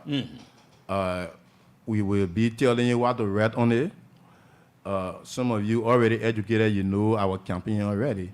But when we get a Capitol building, is where we are going to be writing our different illustration on the mark on the poster sheet. And you can, if you are closer to town, you can get yourself one black shirt. If you don't have it, no issue. Okay. Or you can come with your black shirt as our uniform, because we don't want people just coming and causing problem. But whatever form and manner you come in, we're going to show you that you don't have the ability to do it. Okay. How many persons do you think you're going to put out today? Well, Sekou, we try to be, very careful. Even my coming here, I didn't announce it. Sure. I just walked in because I've been told by security actors. very careful. I'm a young man. I don't want. I mean, I can do more than my best. It is about the young people, and so today it is going to be something that the world will know that we are not stupid. Okay. I'm going to show you that. And let me just announce that we have messages of 1 or 2 Nelson Freeman. We are watching you. If anything happens to some of the folks in this protest, we expose the messages and we'll let the world know that you are the mastermind behind the harmful things that will happen to any of them. We have you. We have you on record. We have it in our possession. Nelson Freeman, you the 102. Okay. Conclude. Let's go ahead, my brother. So, to our motorcyclists, do not be afraid. The police is under obligation to protect us. If it don't come there, we already put our own mechanism in place to protect ourselves. Okay. But they are under obligation to protect us. Today, we are coming out like any other peaceful Liberian. Sekou, let me bring this to your attention. I saw a young man that have compromised his future called Good Day Flomo. No, don't waste your time. Don't waste your time. No. I don't want you to waste your time on that kid. Don't waste your time on that kid. No, don't waste your time on that kid. For some of them that is putting unnecessary panic in Liberian, don't waste your time. That motorcycle are coming when people car, in fact they won't burn the president. What kind of stupidity is that? Who will ever be brave enough to really think about engaging the president's convo? We are asking the president to talk to his people, at least to see reason to reconsider his decision so our people can have peace. This is not about us and the president. It's about survival. It is about the wicked restriction that the government is about to carry out. And that is the reason why we are calling on the president and the government allowed to see reason so that young people can do their normal hustle. This is what we are depending on. It is not about physical fight. We and the government is not in no battle. We are only asking them to see reason so that young people can continue their hustle. We don't have job. This is why we are depending on to survive. Okay? There's the only source of income that we have. If job, if the company, the backup promise, if they start coming back, we not tell them to leave Moroba. We ourselves will pack it.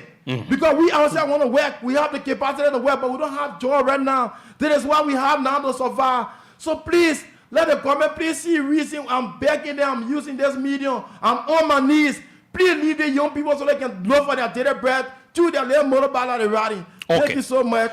And God bless all of us that will be turning out today. Motorcycle, don't be afraid. Come on in your number so the government can at least for one listen to your cry. Thank you so much. And we in support of you. And I will get your mobile money number and I will personally send you a contribution so that you people can buy water or whatsoever. So just text me the mobile money number and I will send you certain amount of money and it will be in USD. I will send it to you so that you people can buy water while you people are out there and do your best. We are with you people. All of our platforms across the country will be live with every one of you. All the things you people are doing, we are standing with you people. Thank you very much. Thank you. Okay, that is it. We need to allow the people, and let me say this before we go to the discussion. The Unity Party government is the one that is even creating more problems to undermine the peace of this country. Samira, you listen to what our brother just said. It is as easy as anything. What exactly the guys are doing, what the harm they are causing. That's the question. What they harm.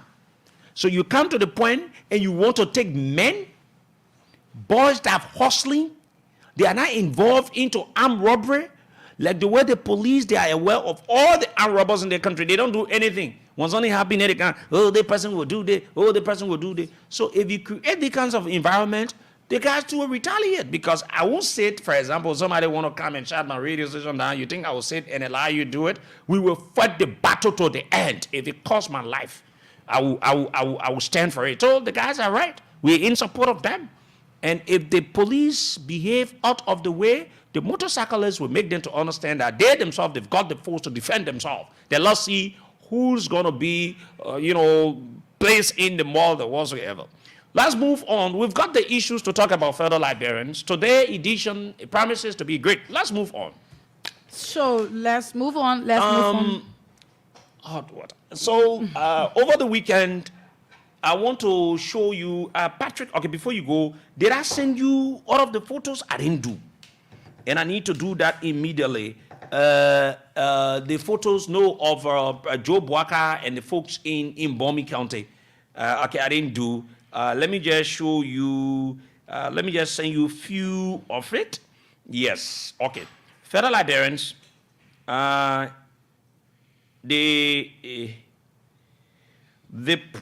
Boaka went over the weekend. He met. I'm sending it to you. You need to have it. Over the weekend, he met with a few hand of lawmakers, quote unquote. They are all lawmakers of what? Of the Rescue Legislative of the Caucus. Rescue Legislative Caucus.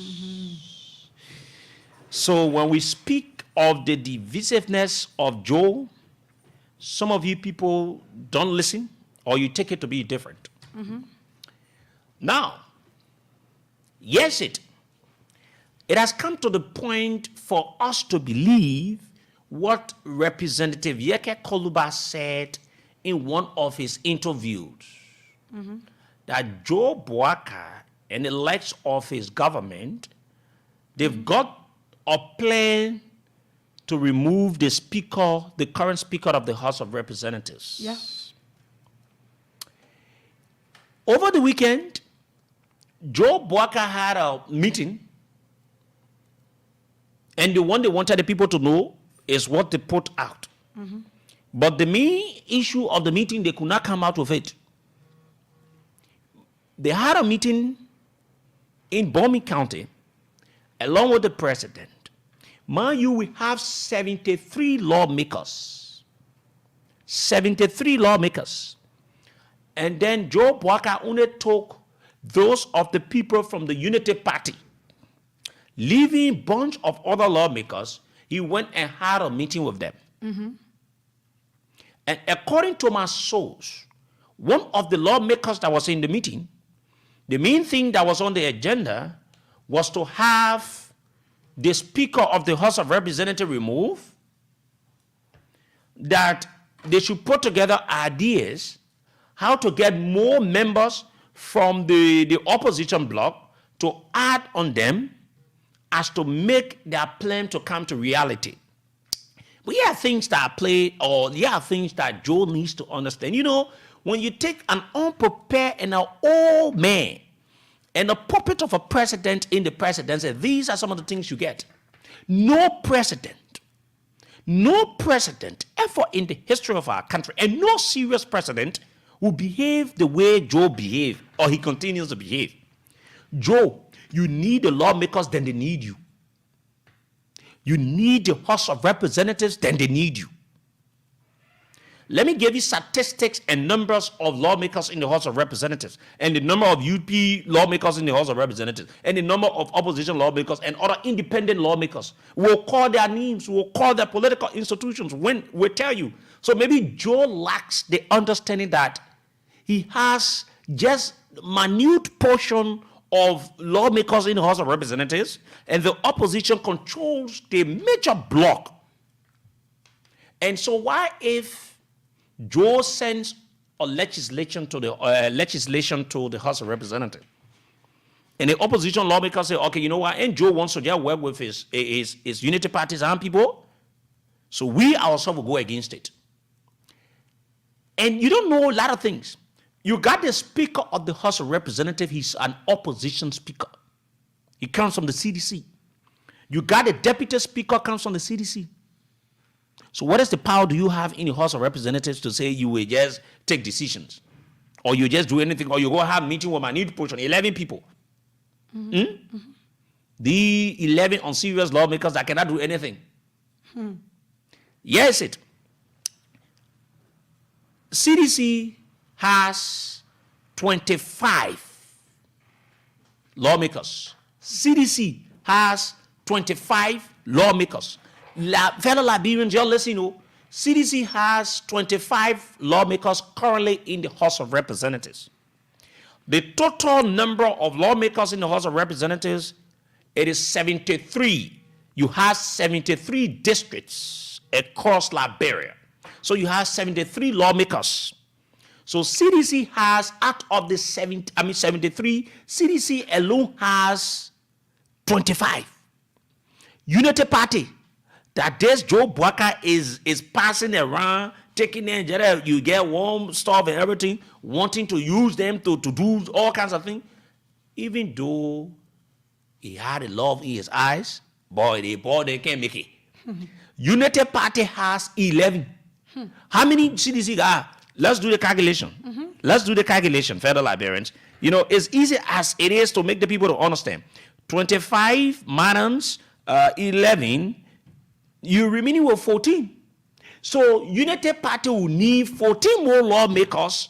Then Liberty Party has 6. Mind you, Fanatic Kofa came from where? Liberty Party before joining the CDC. So people from Liberty Party will prefer to go to Fanatic Kofa than the Unity Party. Then we go to MDR. MDR 4. You go to PUP 2. You go to ALP 1. LINU 1. LTP 1. MPC 1. RP 1. NDC 1. Independent 19. So according to the statistics of the just ended election within the House of Representatives, it says to anyone that Fanatic Kofa, as the Speaker of the House of Representatives, got more votes from the independent candidates, got more votes from even the NDC, the LP, the MPC, and other political institutions because of the number of votes he won the election with. So, Mr. President, or Omejo, what ran to your mind to say, oh, you just take 11 lawmakers and carry them to the House of Representatives? You carry them to Bomi County to have a meeting because you want to honor mine? Now, this is what you're doing to your government. And this is what I'm saying every day.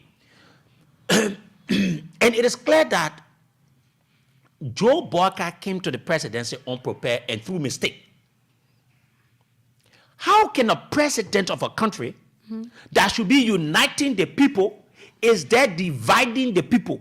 And to the extent he did not just divide ordinary people, but the lawmakers, the people that are the movers and shakers of our country.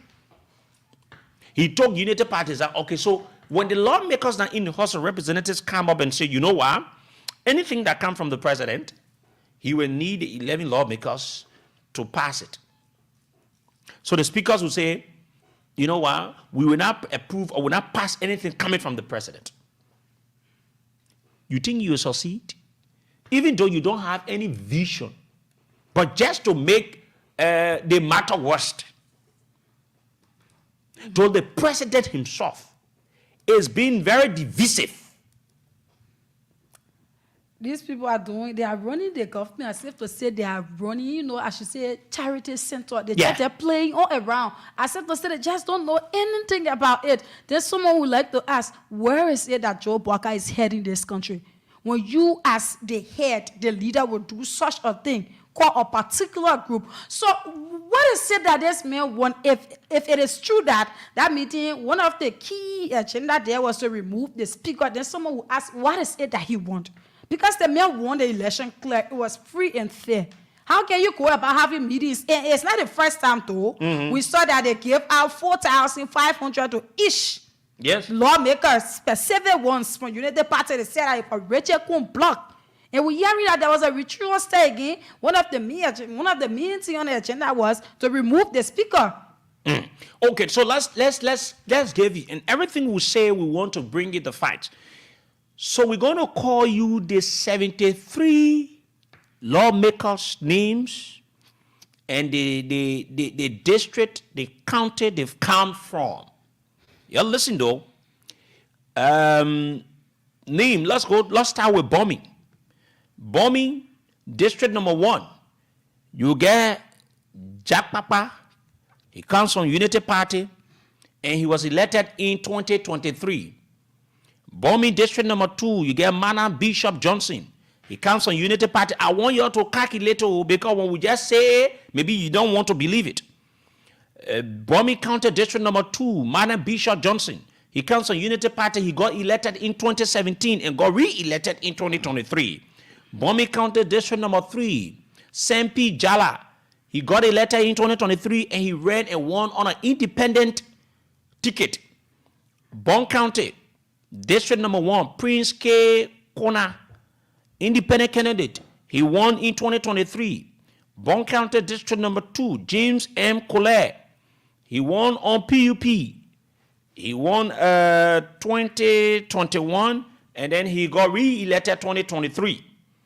Bond County, District number 3, J. Marvin Cole, CDC. I want you to mark it. He won 2017 and he retained the post in 2023. Bond County District number 4, Robert Womba. He won on Unity Party ticket 2017 and he got re-elected 2023. District number 5 in Bond County, Eugene J. M. Colette. He won on the CDC ticket 2023. Bond County District number 6, Monjama Breach Mensa, won on independent ticket. She won the election 2017 and re-elected 2023.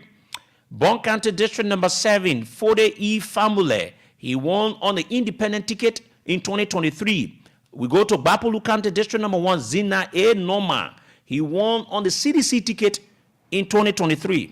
Bapulu District number 2, Luther S. Collins, he ran and won on independent in 2023. Bapulu District number 3, Mustafa Warite, he won on Unity Party ticket 2023. Grand Bassa District number 1, Asad G. Bani, he won on the MPC ticket 2023. Grand Bassa County District number 2, J. Clarence T. Banks, he won on the independent ticket in 2023. Grand Bassa District number 3, Matthew Joe, won on the CDC ticket 2017 and he retained his post in 2023. Grand Bassa District number 4, Alfred H. Flomo, won on the Unity Party ticket 2023. Grand Bassa County, Thomas A. Goshua II, won on the CPP ticket 2017 and he retained 2023. Grand Cape Mount County, District number 1, Bintu Masale, won on the CDC ticket 2023. You go to Grand Cape Mount District number 2, Mohammed Dossi, won on independent in 2023. Grand Cape Mount District number 3, Besse Soni Feka, vote, he won 2023.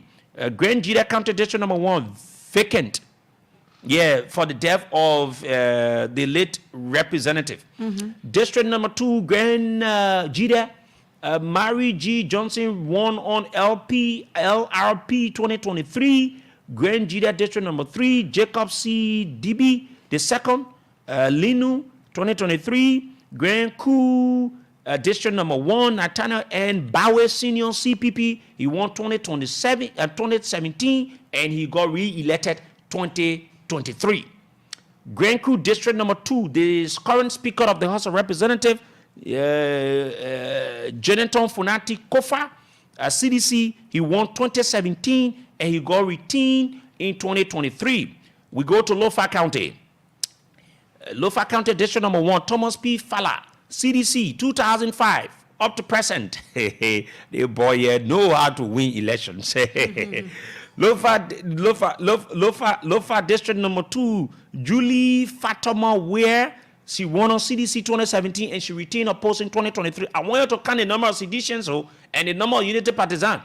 Lofa County District number 3, Momo Siafa Koto, won on CDC ticket 2023. Lofa District number 4, GCK Cornelis, UP 2023. Lofa District number 5, Augustine B. Chiwolo, UP 2023. Mangibi District number 1, Roland O. Kopo, LP 2023. And he was elected but not re-elected in 2017. So he was elected in 2011. He ran for, he led the district for the 6 years, but 2017 he was not re-elected, but 2023 he got elected. Mangibi District number 2, Alpha K. Jones District, he won on CDC ticket 2017 and he got re-elected again. Mangibi District number 3, Ellen Atoware, Independent District, she ran on independent, she won in 2017 and got re-elected 2023. Mangibi District number 4, Emmanuel Ya, CDC, 2023, he got elected. Mangibi District number 5, Clarence G. Gar, CDC, 2017 up to present, he got re-elected. Mangibi District number 1, P. Mark Jury, CDC, 2017 up to present. Maryland, District number 1, P. Mark Jury, yes, CDC, okay, that Maryland, sorry. P. Mark Jury, District number 1 in Maryland, won on CDC ticket in 2017 and up to present. Maryland, District number 2, Anthony F. Williams, he won on the CPP ticket 2023. Maryland District number 3, Austin Blady Taylor, he won on independent ticket 2023. We'll come to Montserrat. Roji Yatu Barry won on the CDC ticket 2023. Montserrat District number 2, Sekou S. Kanen won on UP 2023, but he was elected in 2011, but was not re-elected in 2017. So he got elected this time around in 2023 on the UP ticket. Montserrat District number 3, Sumo Koli Moluba, ALP 2023. He got elected. Montserrat County District number 4, Michael M. Thomas, independent. He won 2023. Montserrat District number 5, Priscilla A. Cooper, won on UP 2023. Montserrat District number 6, Samuel R. Enders, won on independent in 2017, and he got re-elected. We go to District number 7 in Montserrat County, Emmanuel Dan. Emmanuel Dan won on independent though. You don't think Emmanuel Dan ran on UP. They ran on independent 2023. He won the election, so Emmanuel Dan and UP man. Yeah, Montserrat District number 8, Prince A. Tolls, UP 2023. Montserrat District number 9, Francis Foko, CDC 2020, up to present. He got re-elected. He came in through a by-election after the death of his former boss, Muna Yomblo. District number 10, District number 10, Yeke Wa Koluba. Yeah, my man say Yeke Yapawulu Koluba. He won as independent candidate 2017 up to present. District number 11, Richard Nangbe Kun, UP 2017 up to present. Montserrat District number 12, Jerry K. Yokpo, independent 2023. Then we go to Montserrat District number 13, Edward Papi Flomo, CDC 2018 up to present. Montserrat District number 14, Kekula Muka Kamara, CDC 2023. Montserrat District number 15, Abu Bana Kamara, CDC 2019 up to present. Montserrat District number 16, Desi Wawulu Sibo, CDC 2017 up to present. Your calculator, Montserrat District number 17, Brandon Blue Benson, CDC 2023. Nima County, Samuel N. Brown Sr., he ran on independent and won 2021 up to present. Nima District number 2, Nya Gassier Flomo, CPP 2023. Nima County District number 3, Yake E. Gay, MDR 2023. Nima District number 4, NSM Mensa Senior, MDR 2023. Nima District number 5, Samuel G. Koga, PUP 2011 up to present. Nima District number 6, Dowo Tiwe, Gleke, MDR 2017 up to present. District number 7, Musa Hassan Belete, CPP 2023. District number 8, CS Mena, MDR 2023. District number 9, Tawongbe Independent 2023. River G, District number 1, Alexander Paul, CDC 2017 up to present. District number 2 in River G, ACB Cholo Play Wo, CDC 2023. River G, District number 3, Johnson S. N. Williams S. CDC 2023. River says now District number 1, Ellis J. Grant Independent 2023. River says District number 2, Steve T. Kwa Independent 2023. Sino District number 1, Thomas Romeo Kwa Independent 2023. Sino District number 2, Samson Kokwe, where CDC 2020 up to present. Sino District number 3, Alex S. Noah, CDC 2023. So if you count all the representatives, CDC has more representatives than the Unity Party. Sure. So any serious president will always want to have meetings with all the lawmakers, not to go and meet minute portion of the lawmakers. You know me, I don't trust the lawmakers, both the House of Representatives and the Senate. But if I could be there, Joe Bucker will learn sense, will beat sense into his head, and he will understand that he's the president. He's not president just for Unity Party, but he's the president of the country. So he needs to lead with he needs to lead by example. You can't be the president and you be selective. You be very divisive. You choose to meet certain people. So the other lawmakers that come from other political parties, they are not human beings, or they are not representing particular, or they are not representing people across the country. Isn't so, right? So when your issues come in your house, they need to teach you sense the hard way. So if you see the House of Representatives is being so divided, don't blame anyone. Blame the current president because he's been very divisive and he's the one doing all what he's doing. Sure. Now let's go to this issue and we conclude and we go to the lines. Let me read you part 5 of the Code of Conduct. We're yet to checkmate this old man. Part 5. My producer, get ready to show on the camera so that those of the people watching will understand. Part 5 of the Code of Conduct that was passed during Joe Barker regime when he served as vice president of this country. And the sole intent of the Code of Conduct was to restrict government officials appointed by the president so that they cannot go and misuse or use public funds to run campaign for themselves or use their positions or use government properties to run campaign against another private citizen that is contesting or whatsoever. The misuse of government properties or finance or whatsoever, it was meant to put stop to that. So part 5 of the Code of Conduct that talks about political participation. Here is it, fellow Liberians. It says 5.1, all officials appointed by the President of the Republic of Liberia shall not A, engage in political activities, canvass, or contest for elected offices. 5.1 of the Code of Conduct that talks about political participation. It reads, all officials appointed by the President of the Republic of Liberia shall not A, engage in political activities, canvass, or contest for elective offices. B, use government facilities, equipment, or resources in support of partisan or political activities. C, serve on a campaign team of any political party or the campaign of any independent candidate. 5.2, wherein any person in the category stated in section 5.1 herein above desires to canvass or contest for the elected public position, the following shall apply. Listen.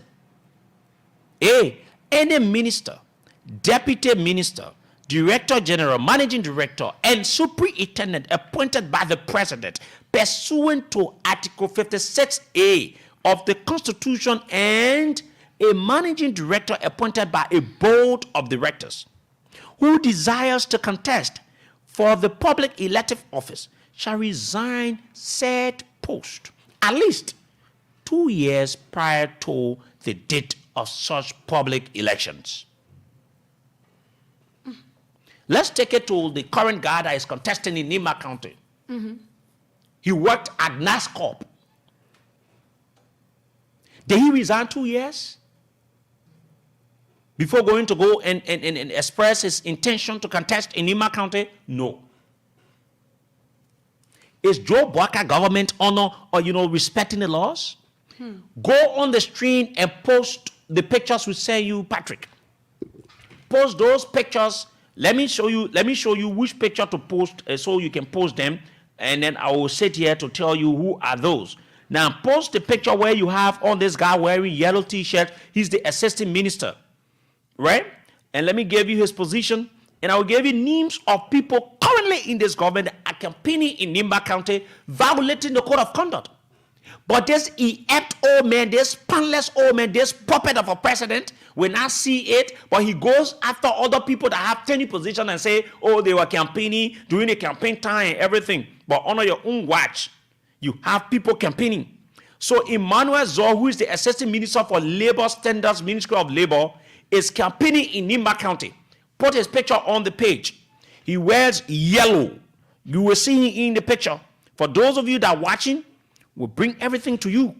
Joe Boakai is not a respecter of the laws of our country. Then you expect people to respect him, or you allow people to obey the laws of the country. This country will be so useless as the way Joe and his government, they are very useless. Yeah, this is what you get when you take a useless old man that lacks all it takes to be the president of this country. Now, you see, fellow Liberians, a sitting assistant minister for labor standards at the Ministry of Labor, Emmanuel Zor, is campaigning in Nimba County, violating the code of conduct that Joe Boakai is using against some of the people that he's removing from the attorney positions and say, oh, they were campaigning during the campaign time. Let's go ahead. I send you another one. The guy from Prince, Pope Prince up. Pope Prince Prince. Let me tell you which position Prince serves in this government. Pope Prince up. Yes. Pope Prince up. We'll show it to you, fellow Liberians. You put it there. We will speak today with facts. Prince, okay, that is Prince. Prince is campaigning, and Prince is the current Prince. Bayu is the board chair for Lottery Authority. Prince Bayu is the current board chair for Lottery Authority, but he's campaigning in Nimba County. But the code of conduct says you cannot be in government position or be appointed by the president and canvass. But they are campaigning in Nimba County. This puppet of a president will not see anything wrong with it. But he goes after people that have got legitimate training positions and he wants to remove them. Let's go ahead. Let's go ahead. Post, what the other name? Bob. Post Bob. Then we'll give you the other names of other individuals. Bob Kato. Bob Kato is the Deputy Director of National Food Service. Bob Kato. Here's a picture on the live. Bob Kato is the National Director of National Food Service.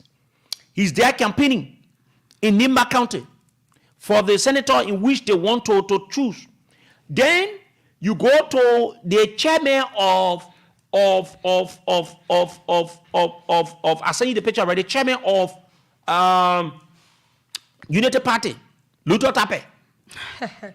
And they say when you in position or you are appointed by the president, you should not canvass. Let me send it to you, my son. And you should not canvass. So what's happening? No, you should probably just everywhere. Yeah. The man is campaigning. Okay. Post it. Let the people see it. The law says once you are appointed by the president, you cannot. You cannot. And you should not canvass. If you want to do it, you should resign. Let's call other names that are also campaigning in Nimba County. Let's call other names of officials. Otello Meswa, Deputy Minister, Administration, Ministry of Labor. Otello is in Nimba campaigning, even though he serves in the government. You get Victor Passe, Deputy Director for Administration, FDA. You got Benedict Dolo, Deputy Minister for Small Business, Ministry of Commerce. You got Arthur Wongba, Assistant Minister for Administration, Ministry of Defense. Imagine, defense men are going to go campaign. Yeah. Our army in total mess, man. They're putting people down. Our army in total mess, man. Clifford Kona, Assistant Minister for Teachers Training, Ministry of Education. Emmanuel Zor, like we announced his name earlier on, Minister of Labor Standards, Ministry of Labor. Dayu Maye, Deputy Director for Administration, CSA. Prince Bayu, Board Chair, like we announced his name, we place his picture, Lottery Authority.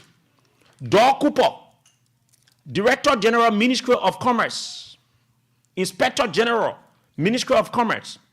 Bob Cotto, Deputy Director of National Food Service, Ko Mepie Gono, Superintendent of Nimba County. Yeah. Therefore, Zo, Deputy Minister, Ministry of Finance, Development Planning. What kind of country are we in? You don't blame these people, you blame this spineless old puppet president of our country. You see him there, you see nothing, no vision in his head. If you think these things don't hurt you, it hurts some of us. What kind of government is this? This old man is chasing people from 20 positions that have got legitimate time to serve. But you got your people that you appointed, they are violating the laws. You've got nothing to say. You're doing nothing about it. But you're going after other people. Mm-hmm. So what kind of leader are you? What kind of leader are you? What kind of example are you setting? You got your people violating the code of conduct. The same very code of conduct that you want to use against other people to say, oh, they campaign. But under your watch, you just took over. The people are campaigning under your watch. You got the Mo Ali. You got the Baka Jaliba. You got all the other lots of people that in Nimba County. He's supporting it. Yes. Not saying anything about it. But the man is in the know of it. Oh, yeah. This is what I said, a puppet of a president. That man lacks all it takes. This old man has brought calamity to our country. And we pray, God, that he will leave us soon. We pray that he leaves us soon. Yes. This old man, we pray that he leaves us soon. What kind of calamity this country has experienced to honor this old, sickening, spineless, good for nothing man call himself president of our country? The thing that you're going after other people, you yourself, you are doing it. Who you think you are?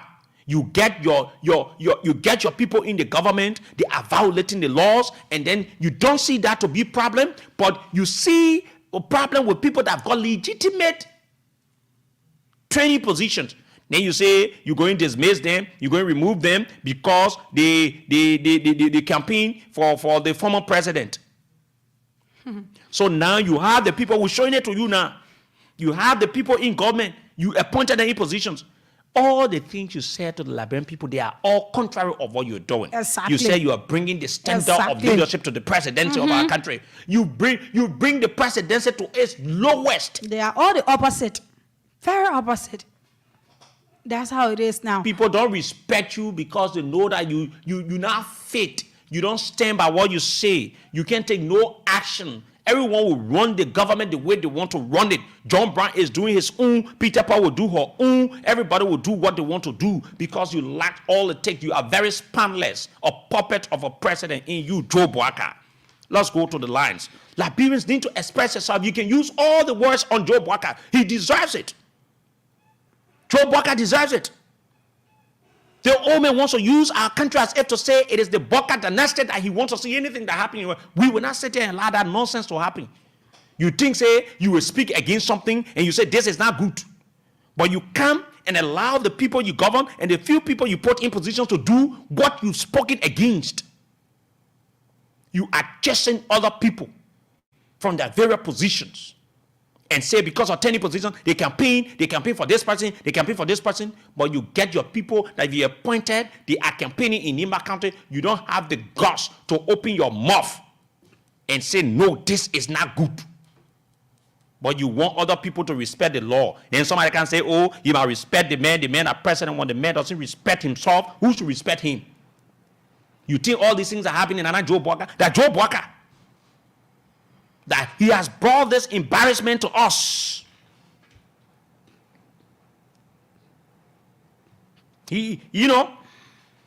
You have the chance to take decisions on these things. But you not do it. You take decisions. You stand as a leader, no matter what. But you get to see, man, he's the person who's enforcing it, as you say, because he's having meetings with these people. He's seeing them in Nimba County and campaigning. He's not saying anything because he wants for a candidate in Nimba County to win. Yeah. The whole Liberia should be with Unity Party. That's how he wanted. Yesterday they're doing it. We're not seeing anything. So that is it. If you have a leader, you go elect somebody who came to you with lies, who gave you fake promises. This is what happened. Because all of the things that he said during the campaign period, they were all lies. So now you don't. And the thing about it is he's having no regret because he knows that he won't go back for the next 6 years. So he's going to do whatever he wants to do. He's going to play with the law anyhow. And we'll be here to correct him on these things. Let the man end the first stage there before people talk about going for a second term. To let the people know. Second term, I say I contest against the old man, I will beat him. Nobody, because he has dashed that. the hope of the people of this country. He knows that. What kind of calamity he has been able to bring on the heads of Liberians. The country has become so hopeless. Nothing people seem to understand. People are going to bed without food. People are living. The poverty rate has increased in the few months they may become president of our country. Let's go to the lines on 07770907907, 07709079070, 08809079007. Those of you out of Liberia and you want to be part of the show, call us on the WhatsApp line on +231 770-942048 +231 770-942048. Give the number for the people in Bond County. 0779-003-835, 0779-003-835. That's the number. Okay, we'll take this person. Good morning. Good morning, sir. Why are you coming on? Good morning. Go ahead. This is Kamochano Sare. I'm calling from Sawa, Grand Cape North Country. Thank you, my brother, for joining us. Let's hear you. Yeah, man, you said it all, and that one the black people they're looking for. Because what they do in the country, we listen to, every day we listen to you. Nothing going on in the country here. Yeah, you want to take me, Joseph Boakai, meant the country up. Seriously. And without no fear. As you said, UP, they are not the only people, I used to say they are ERBC. They are not the only best people in the country. We all have equal in Liberia. Canada is we got it. What kind of person we got? You do whatsoever you feel like doing it. Thank you, my man. It's helping me. Thank you. Let me take this one. Good morning. Oh,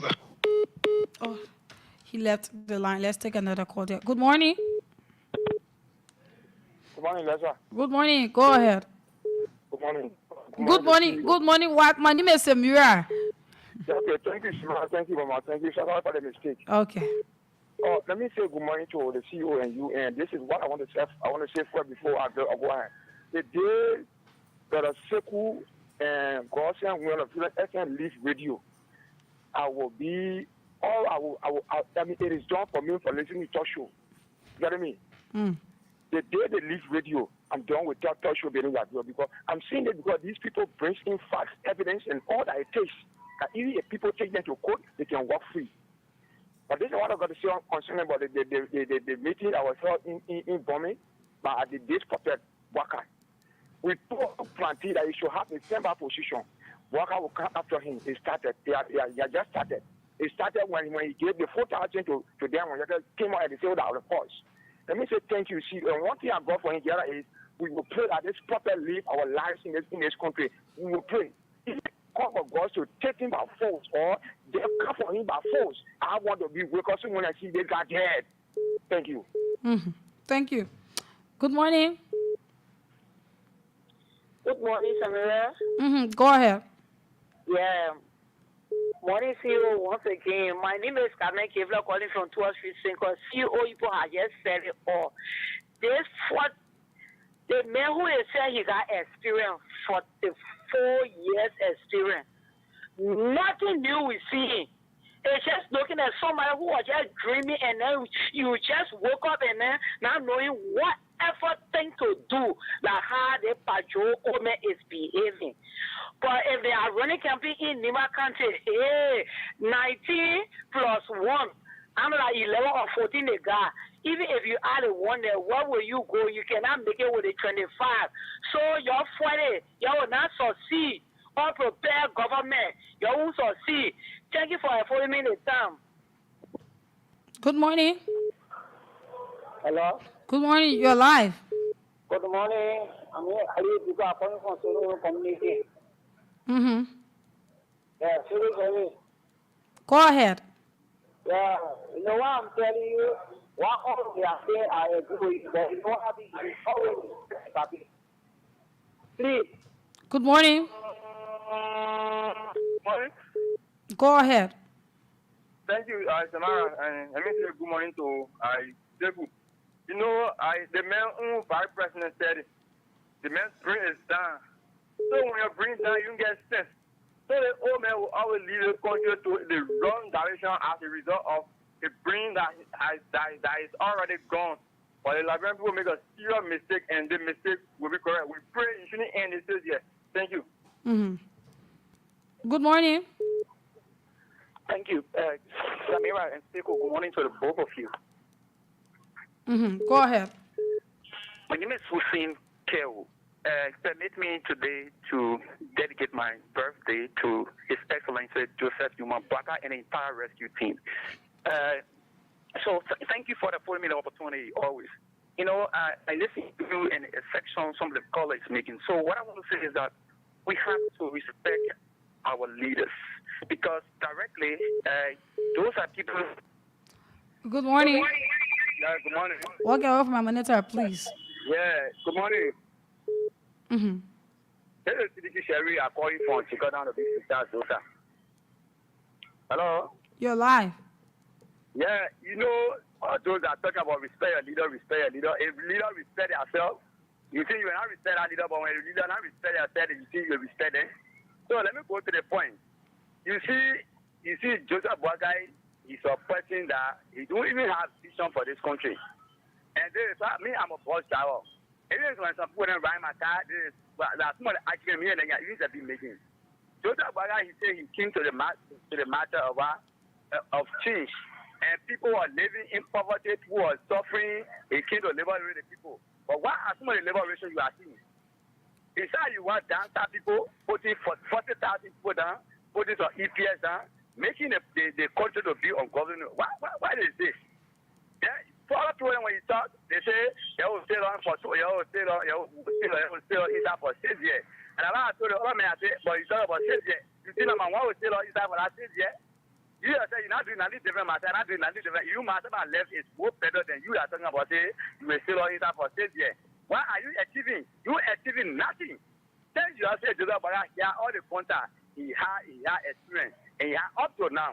Look at the president, just these young men that they get appointed and they just made out of president just for the free time.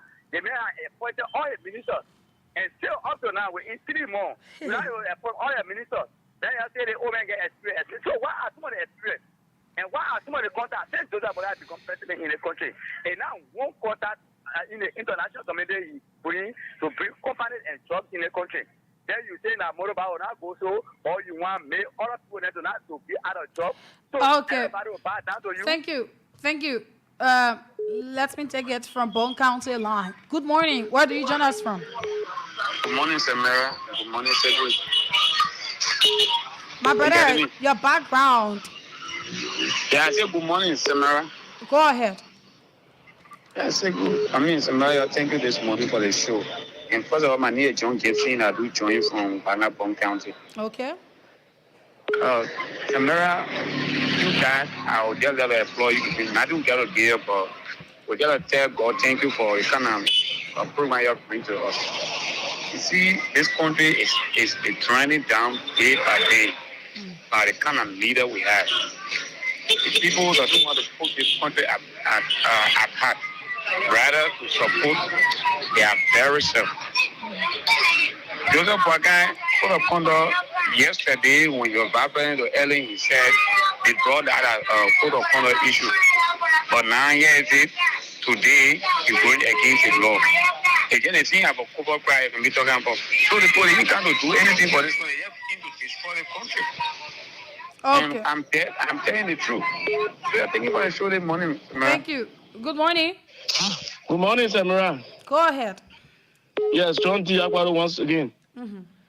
Yes, Samira, you know, this old man has just informed us that he's not able to this country.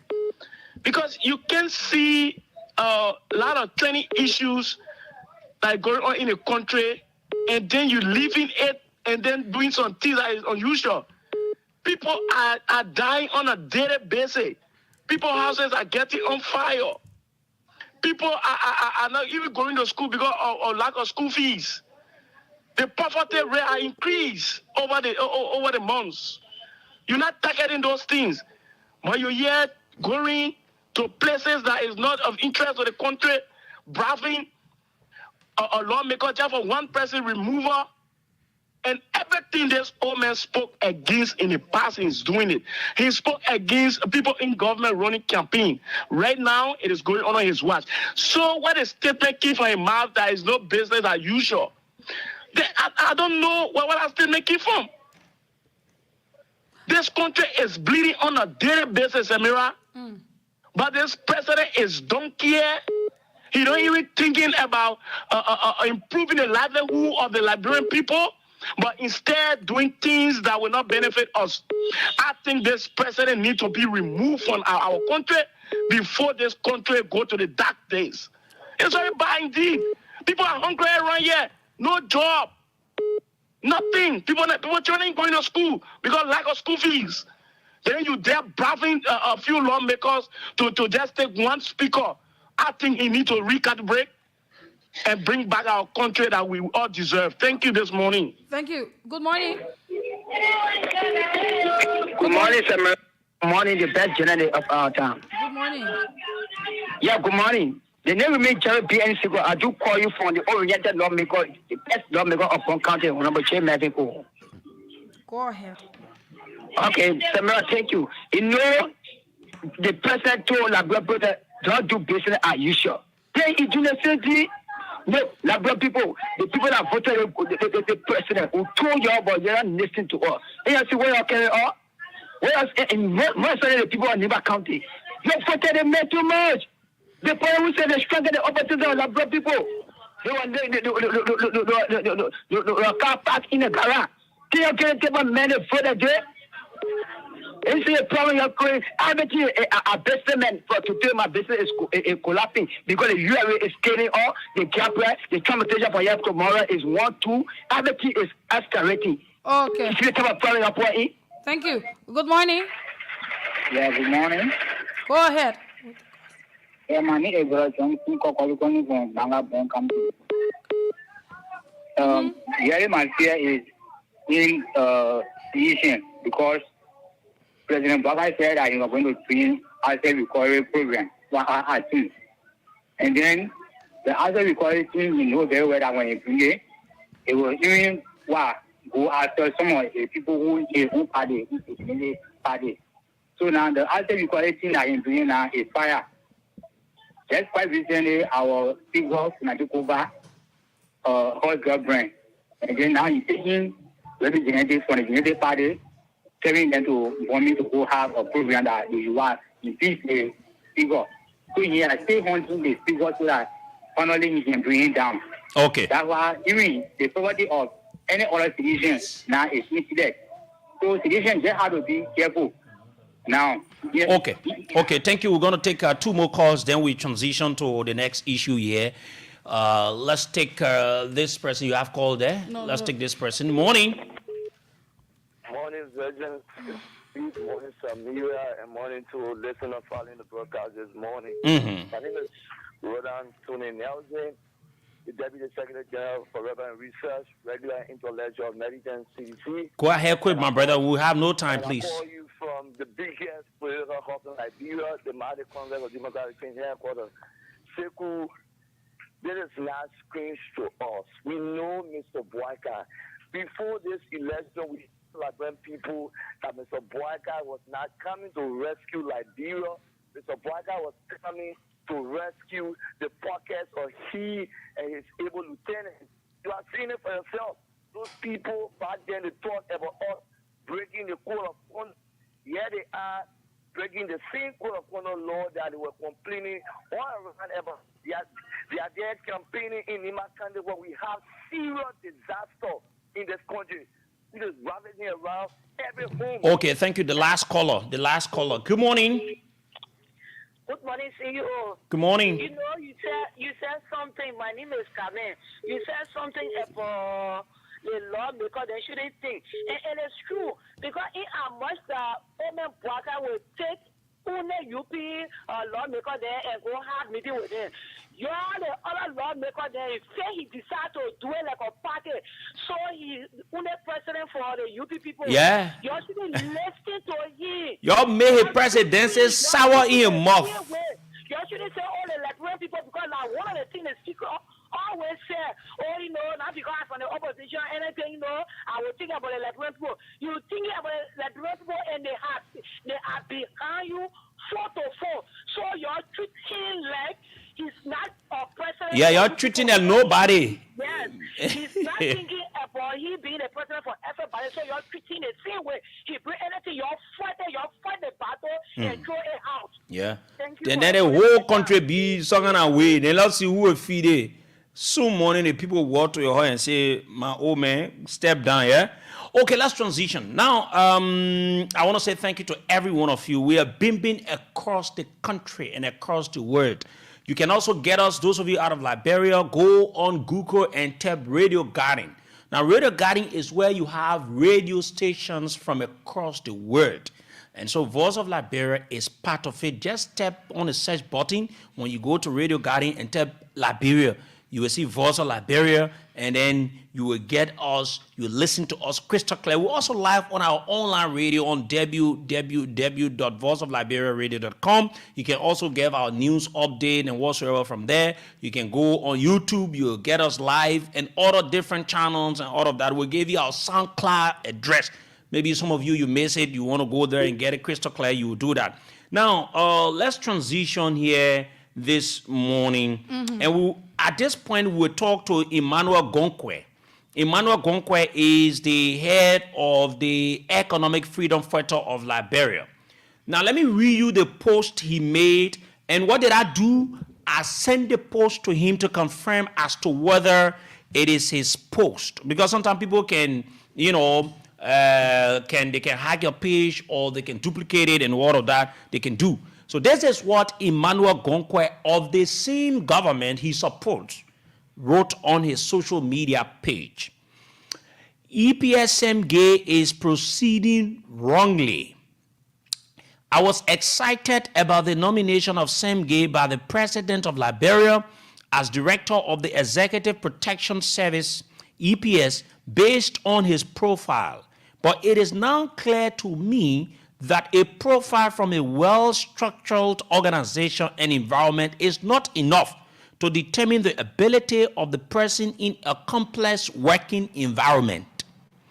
Though he might have worked in the U.S. and in the sub-region, but his recent conduct of leadership in the EPS is troubling and is creating more risks for the president. I will tell you the aspect in my own understanding about the risks that Semge is creating for the president, that the president of this country is not safe. At this point, I can only say that he is unfit to manage complex security operations around the presidency. Truth be told, it is totally wrong to outrightly terminate the services of 300 servicemen with experience in the usage of guns in the society without any transitional plan on associated risk management.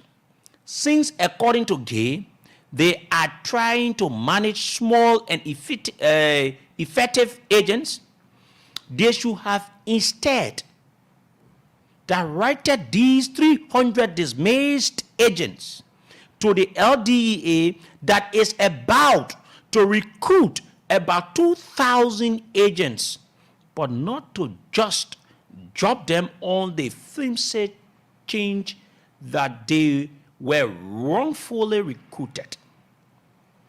Let Semge and his political masters, dictating the course of his current dismissal actions, know that in the game of politics, there is no permanent enemy. Your enemy of yesterday can become your loyal supporters of today. They both writing something sensible here, depending on how you approach issues surrounding them. We can risk the security of the state in the name of reforms that are not practical within the contemporary environment.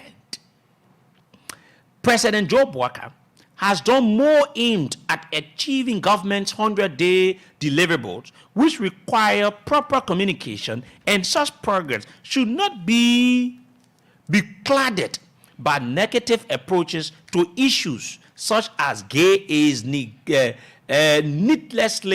doing with the EPS, and also so are few other political unconscious officials of government. There's no need for rush now because we don't have the right economy message yet for our people. Some reform messages have to be communicated, and a gradual approach should be taken before full implementation. You call them CDC folks, and we call them Liberians. Treat them as Liberians and allow them to see the bigger picture about the need to reform the system for effective executive protection.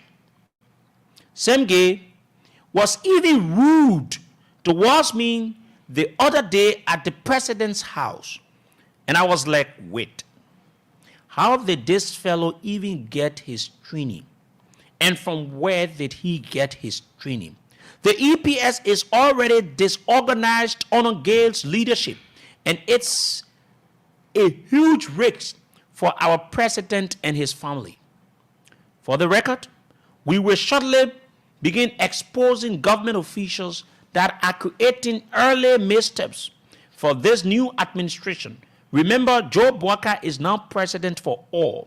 We support governmental reforms, but let the word go forth that we will only embrace reforms that are guided by superior political logic that support the president's message on reconciliation. To put it bluntly, Gale's timing of things with the EPS are just wrong. The coming revolution. Yeah, anyway. Okay, so let me go to my man. Let me go to my man. No, let me go to my man Emmanuel Gonkwe to talk to him about this post. Then we'll provide our analysis and tell you the security threat to the president and how easy it is you can penetrate, because Sam Gay has destroyed. In fact, the HR of EPS has resigned. Mm-hmm. The HR of EPS has resigned. So where are we headed? Where are we headed? This is a force that is responsible to protect the president. And this is how Sam Gay is treating the force, trying to make the force to look as if to say, we're trying to call Emmanuel Gonkwe. If we can get him, let's go to our analysis. But at least we've read his post. So it means he has expressed total disagreement and disappointment in the actions of Sam Gay. Now, let's tell you some of the security risks and some other things. You've gone to the extent and put 303 men down from the service. And the only excuse you've got is the guys are not trained.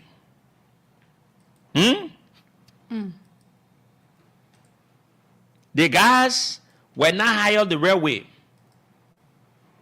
So you've come and understand, you've got all the expertise according to you. Mm-hmm. As a security person, do you think, is that the real way to handle security matters? Mm-hmm. 300 EPS officers. And bulk of them that have been dismissed wrongly, they go along with their weapons.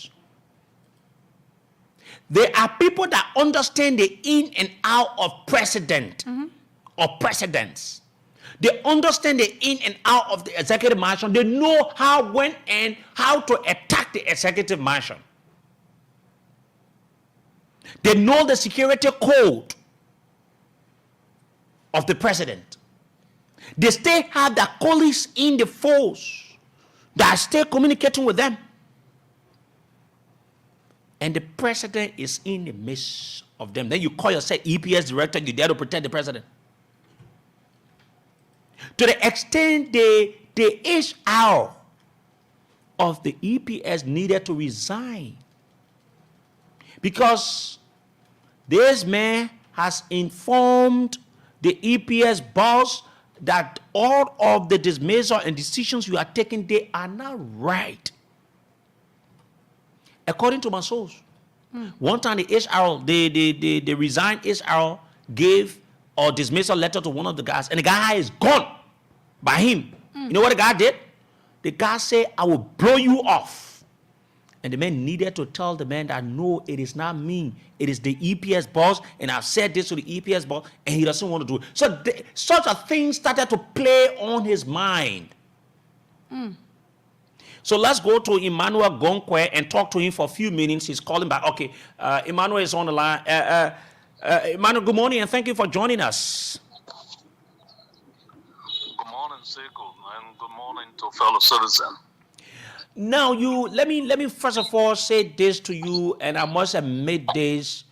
I think you are one of the best persons in the Boakai-led administration that will be brave enough to stand the tough of time to speak truth to power.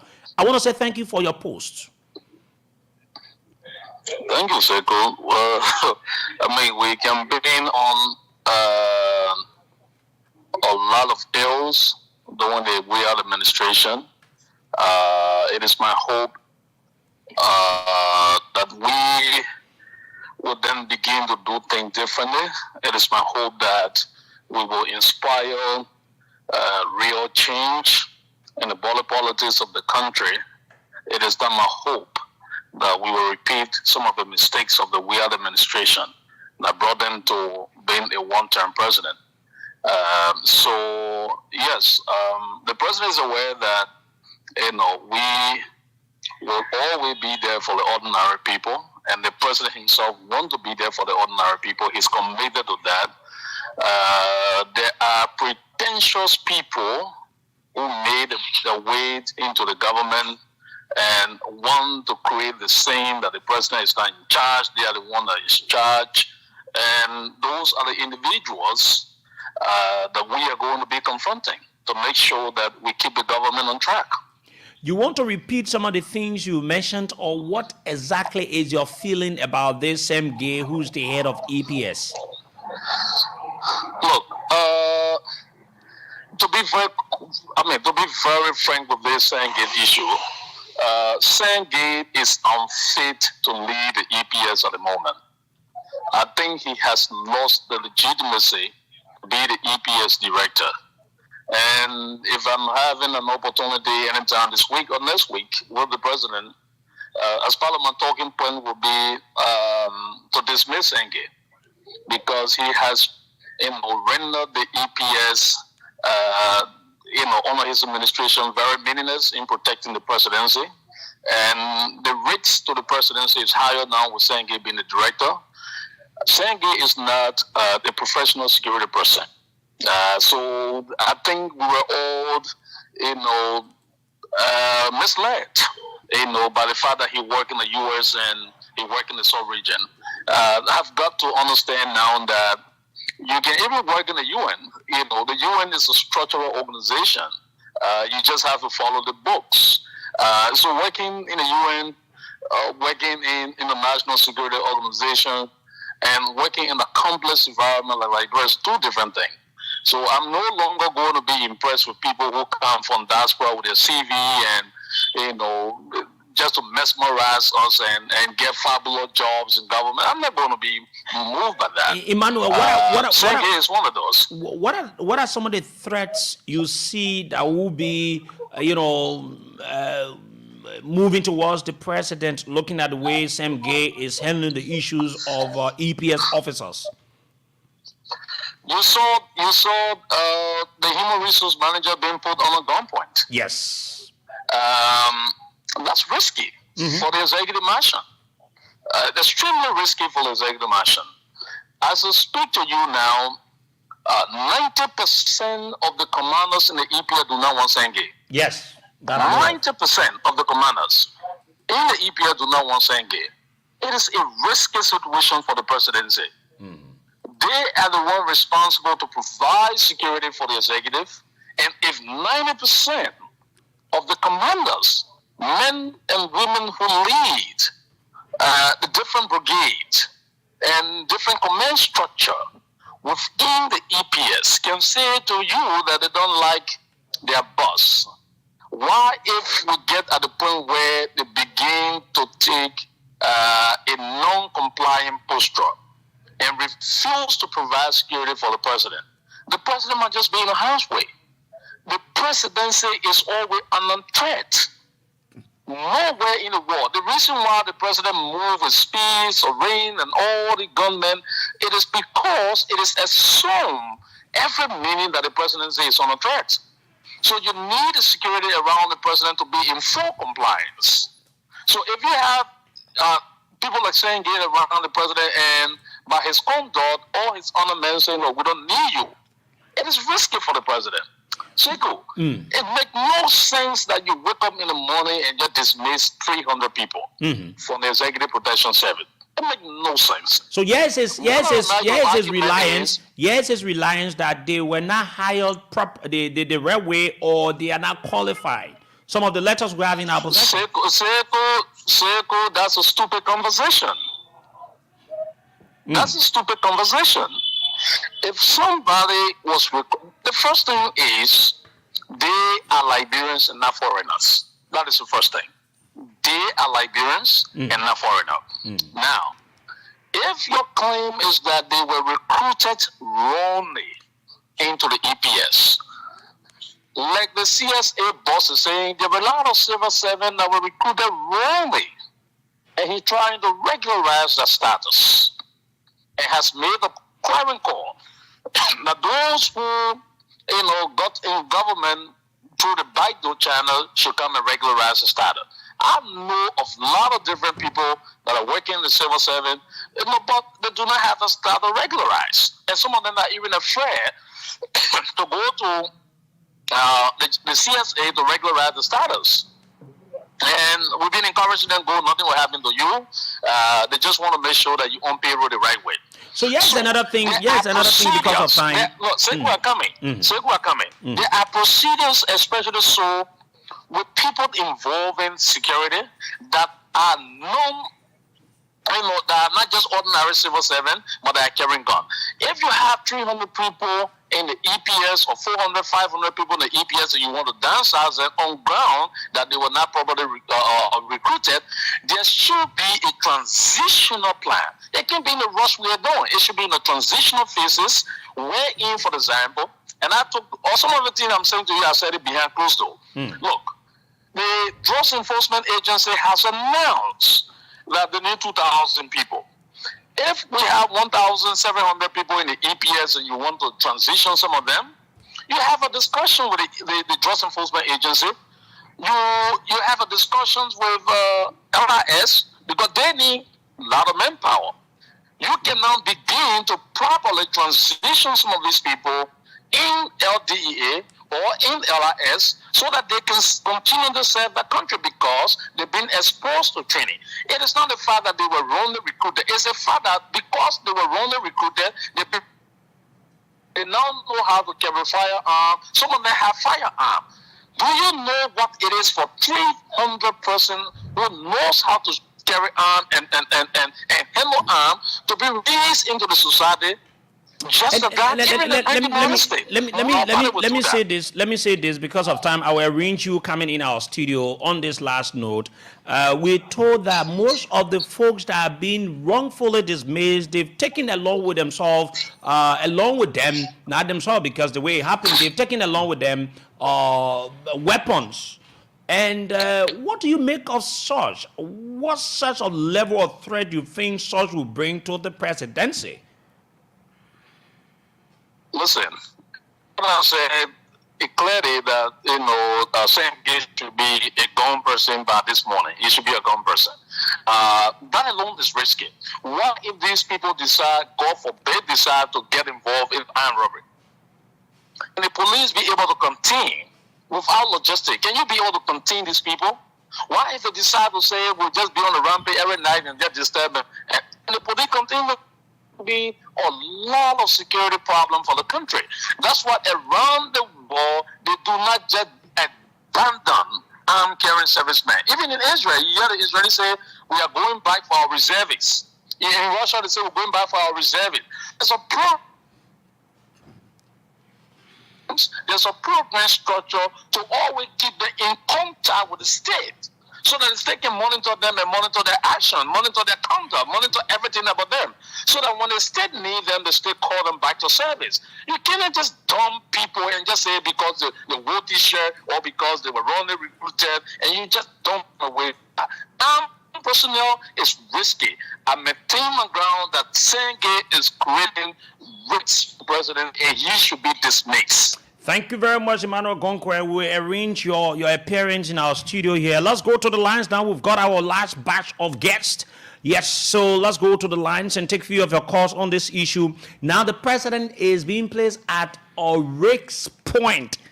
Anything could happen to the president. The way Sam Gay is handling the issue of EPS, the allowing people living with guns and all these things. He's dismissing people with his own understanding. They are not competent. They were recruited wrongly and all these kinds of things. There you have a federal appearance. Let's hear you. 07709079070 07709079070. The line for 0779-003-835, 0779-003-835. These are the numbers for you to call and be able to participate. Let me take Musa Sharif. Morning. Good morning, Sekou. Good morning to Samira and the people of Liberia. Mm-hmm. So, Sekou, it's quite important that I make comment on Emmanuel Gongwe's comment and or statement or post. Mm. This is where Emmanuel has proven that he can live without government job.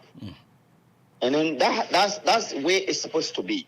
You should have independent mind and explain to people what is good, and show between the people or to the people between good and bad. I said it on your radio. I said what Sam Gay is doing is risky for the state of this. The security of the country. It is very bad. It could have, you could have placed these men into other areas of governance. Other areas of security apparatus. Where in the world you come and display 300 armed men and see that they were wrongfully, made it into the system? It is wrong. It is utterly wrong. So, Emmanuel, thank you so much. Where you were, you proving to us. We don't know how tomorrow will continue to be in politics, but you are proving to us that you have the potential to speak, truth to power. That is very important. Let us do it that way. We need to call our brothers back to come to either the EPS or to go to immigration or the police or people like the DEA. That's the way it's supposed to be. You don't just make 300 men in arm and say that and come and tell all 3 CSQ that were put into the force wrongfully. Okay. It is airy. This man is not fit to lead Liberia now. I'm talking with security director. Mm-hmm. In America is different from Liberia. We have our own system. We have our way of doing things, and then you got to comply with the society. Thank you. This person. Morning. Good morning, CEO. How are you doing? Morning, sir. Let's hear you. And let me say hi to Samara. This is Edmond Carr, and I'm calling you from District 5. The visually impaired guy that I put in Boaga feet to the fire to destroy. District 5 in Monserrado County? Yeah, District 5 Monserrado. Okay, go ahead. For me, Sekou, I'm clapping for you, clapping for Samara and other guys on other radio stations that are pushing for Liberia. Emmanuel Gonkwe is just validating what you guys have said. Mm-hmm. There is nothing new he is saying here. He just copy and paste on his Facebook page. That's just all he did. Okay? Because all that you guys have been saying that this thing the same gay man is doing was not right for the country and even for the protection of the unprepared president that we are not supporting. Mm-hmm. Because once he sits in the executive mansion, he is a president. So anyone that danger his life, it was not okay. And guess what? I have a dream that Marshall was attacked. And only told Abraham Kromah to stand for Joe Boakai. Joe Boakai need to think well and do right for himself. Abraham Kromah was the only one that stood for him. Even at Marshall, he was the only one that stood for Boakai. He was only able to get rid of one of the dissidents. I don't know what that means. So he need to stand up. Okay? And I also didn't agree with him saying that saying they are trying to make the public to believe that Boakai is not in charge. No, come on, man, Gonkwe. Boakai is not in charge. Because there is no serious money president that will sit down there and lie. Okay, thank you very much. I know how it feels. Everyone, they're disappointed. Hello? Yeah, thank you. Good morning. One of Liberia's best, good morning to our sister Samara. Sekou, we want to say we bless God for you for all of the information. Look, the men that just called in, that security personnel, that people then that know the in and out of the entire country before I talk about the presidency, there's a need that government listen to the plight of these people, because John Brown coming in studio running after John Brown will not be it will not be all to it. The major thing need to be addressed. The way the people complaining about it, then who is in charge of the EPA, there's a need to get the go party and get things settled. Because they know that what we can always talk, they say when two elephants fight that they grab and so forth. And we the common people, we construct those people, the other people, they can take up different, they won't go different with us. There's a need to listen to the key security actors in the country. Thank you. Okay, thank you very much. Let me take this person here. Morning. Sit on the side. Morning. Okay, on the side. Okay, good morning. Okay, this person here. Morning. Good morning, Sekou. Good morning. How you doing? Yes, sir. Go ahead.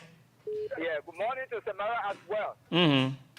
Sekou, my name is James Wade, and I'm the chairman of the Veteran Assembly in the 16 Nikutan. Sekou, thank you this morning for your deliberation on your unique platform. Sekou, what I noticed is that all the security apparatus, in Liberia, nobody get proper documents.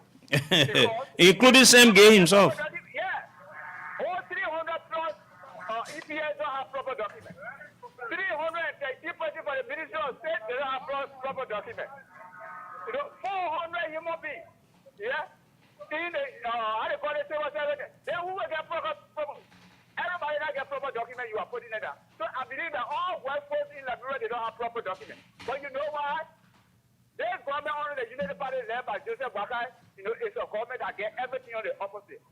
Breach of the Constitution. So what I suggest that the lawmakers should introduce a bill now to impeach Joseph Boakai because he has been in violation of the... There's currently that bill being proffered by District Number 9 representative. He's trying to get all the signatures. The man is incompetent.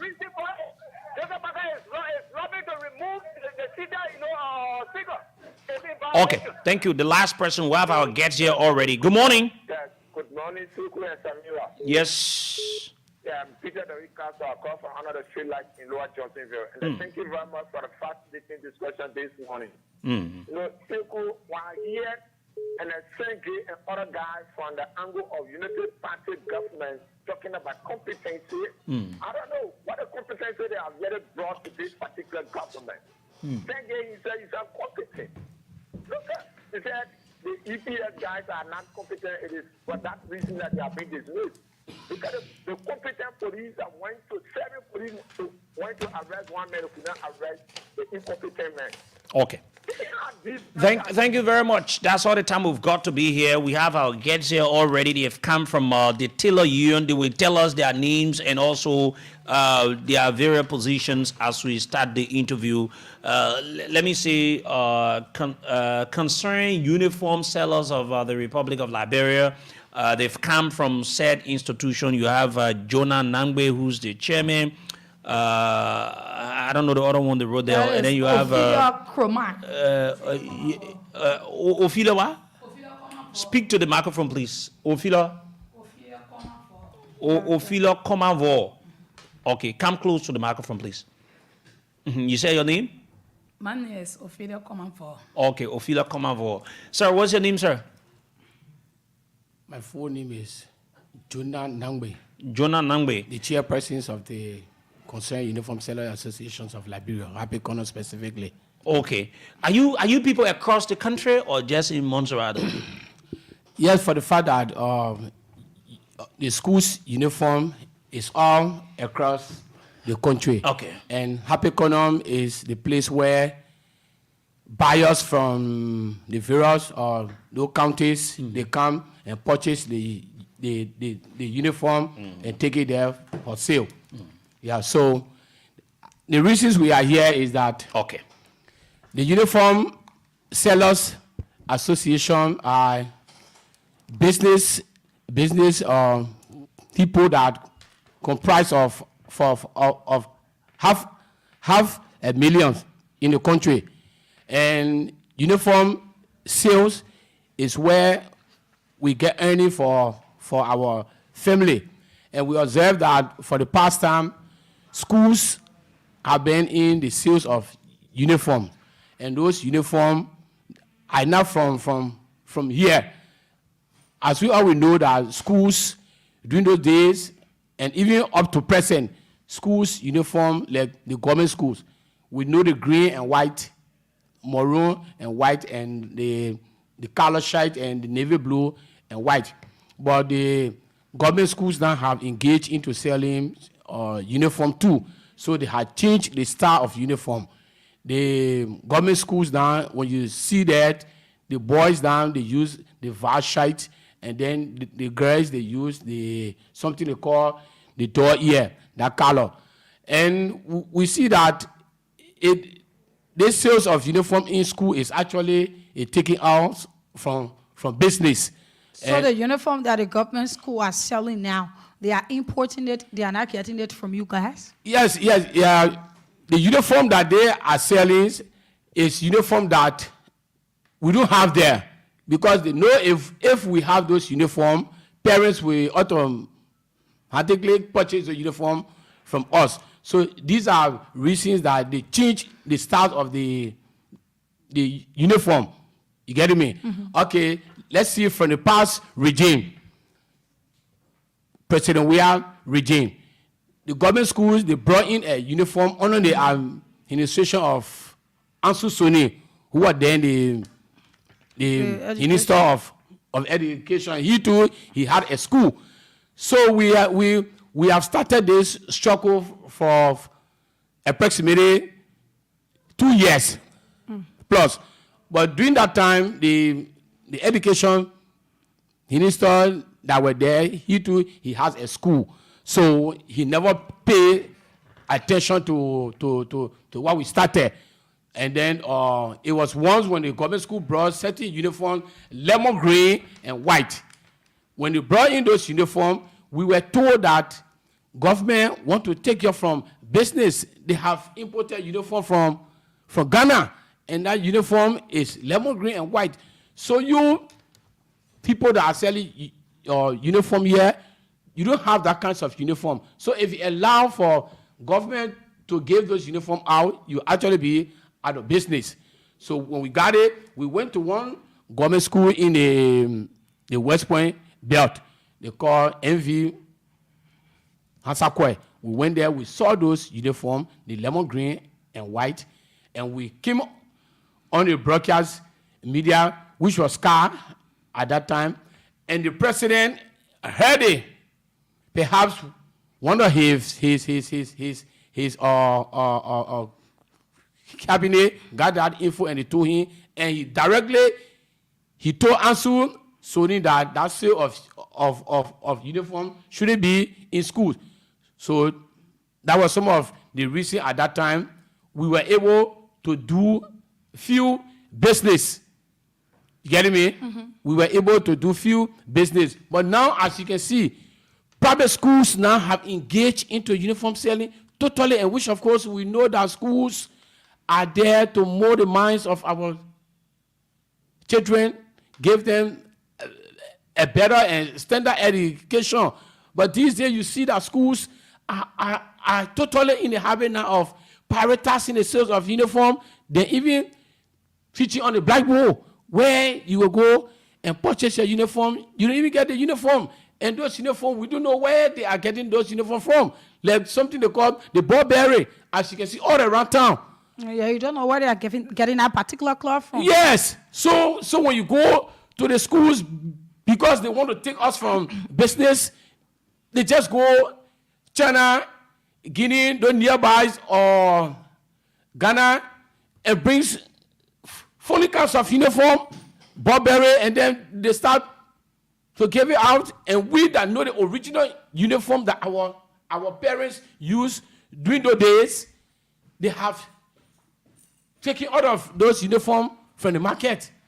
So as for private schools, I see the government institution aspect, but as for private institution, why do you think that they shouldn't sell their own uniform? Okay. I read the Ministry of Education guideline as pertaining to school when you build a little structure and you want to make it out of schools. I will see all around town here, no makeshift structure, then they are turning into schools only because they feel that uniform selling will benefit them.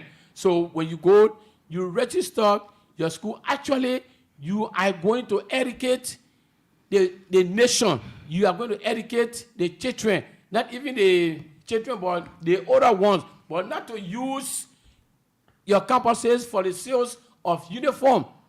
During the days, our parents, they didn't buy uniform from school. No, they were of days. There's someone who said that the war is protecting. Yeah, of course we agree. But then if so doing, purchase the uniform from the uniform sellers at Happy Corner, or you come there, describe the kinds of uniform to the parents, and the parents will come there, purchase the uniform from us. Then you teaching the styles of uniform, only putting hardship on parents, and at the kind of time where parents will come and pay $40 United States per a uniform set, which is just one trouser and shite. And even when some of the parents, when they pay, they don't even get the uniform until the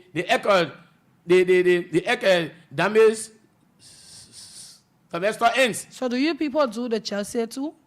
The jersey, we do jersey. During the days. Because nowadays, all the schools, the institutions that you're talking about, wherein children are buying uniform from them, you see that they have separate uniforms, right? I've seen them, they have their Thursday and Friday uniform, except from Monday, Tuesday, and Wednesday uniform. Thursday uniform, majority of them, they use the jeans with the shirt. And Friday, they go with the jersey or the swag pants, the one with the jacket, the long sleeves. Sure. You people do that too? Well, if you talk about jersey, if you know the place they call Happy Corner, anything that you need to be done in tailoring, it can be done there. Anything that you need to be done. And actually, those schools that you see that have about 4 different kinds of uniform, I tell you, it's just a burden and a serious pressures on parents. Okay, let's go over to her. What do you have to say on this?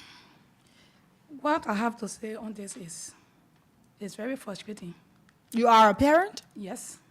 Okay, you have your children in which institution? I have my children in, how they call it, Mafisoni, Massacre. And then when we pay for the uniform, they will show all time. Then our children will start to wear color clothes over and over.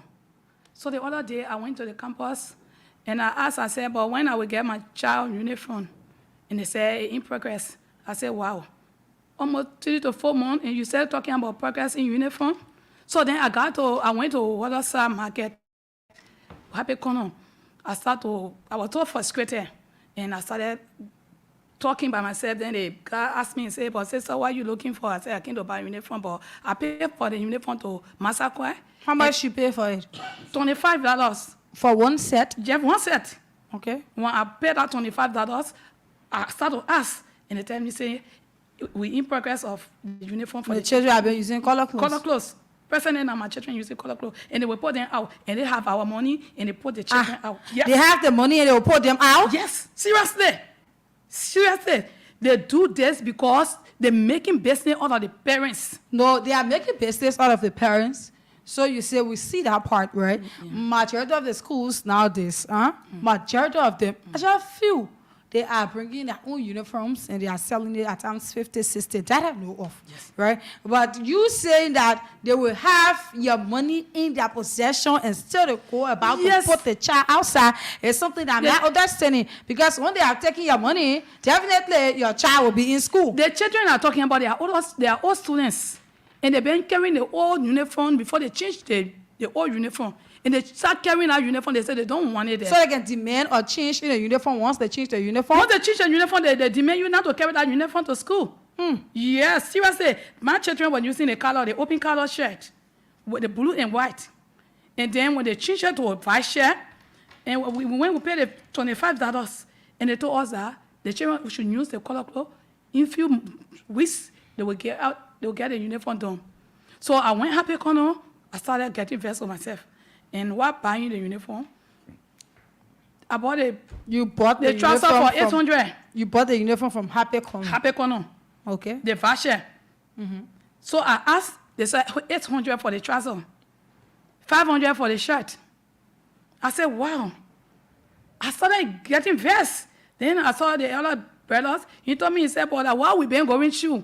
But thank God, you parents coming and you're complaining. Then another time we see them bringing us socks.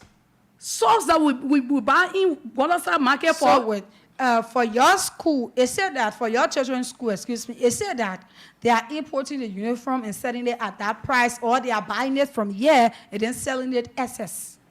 For Massacre, for the other government school, the Gibson, maybe they brought it out to told their uniform. We don't know where they're taking our uniform from, but they just changed the uniform. Okay. They changed the uniform and they demand us to buy the uniform from the campus. If you know how they demanded us, on the information sheet, you will see all the requirements, uniforms, all the prices are there. Of government school. Yes. Even the socks, the children use the socks. Of government school. Yes. Government institution, they are not known for selling out uniforms. Go to Gibson. Private institution. Go to Gibson. Go to Massacre. Go around the Marvel and government schools. And you will know that what I'm saying as a parent, I'm saying the truth to you. Yes. They even have the socks. Socks you buy, three socks for $100 in Waterside Market. Now they charge $5 for private school and government school, $5 for one sauce. And my children going to school, I can buy dozen for the children to wear through all the week. Because some day they will wash and forget one drop. So just imagine, we'll be careful of those socks. Because when one foot drop, you will definitely go and buy that sauce from $5 US. So I asked the school, I said, but before we started using the uniform from Happy Corner, Waterside, and Douala, we go there, we buy $800 for trouser, $800 for skirt, then we even buying $500. Why are you going to $25? At the end of the day, we can't get anything. They say, if it's feel like education is expensive, they try ignorance. We will not try ignorance because we setting better ball and pepper with cold water for our children to learn tomorrow so that Liberia will be better. So if you tell me to try ignorance, I just agree with you. Meaning, the children have to go to school. Some of our parents, they got single parents, they got parents that can't afford, but they will say, we will use our hands to send our children to school. But today, the school have been polluted with businesses. Even the teachers, they have been in the same situation because as a teacher, I will put my child on a what?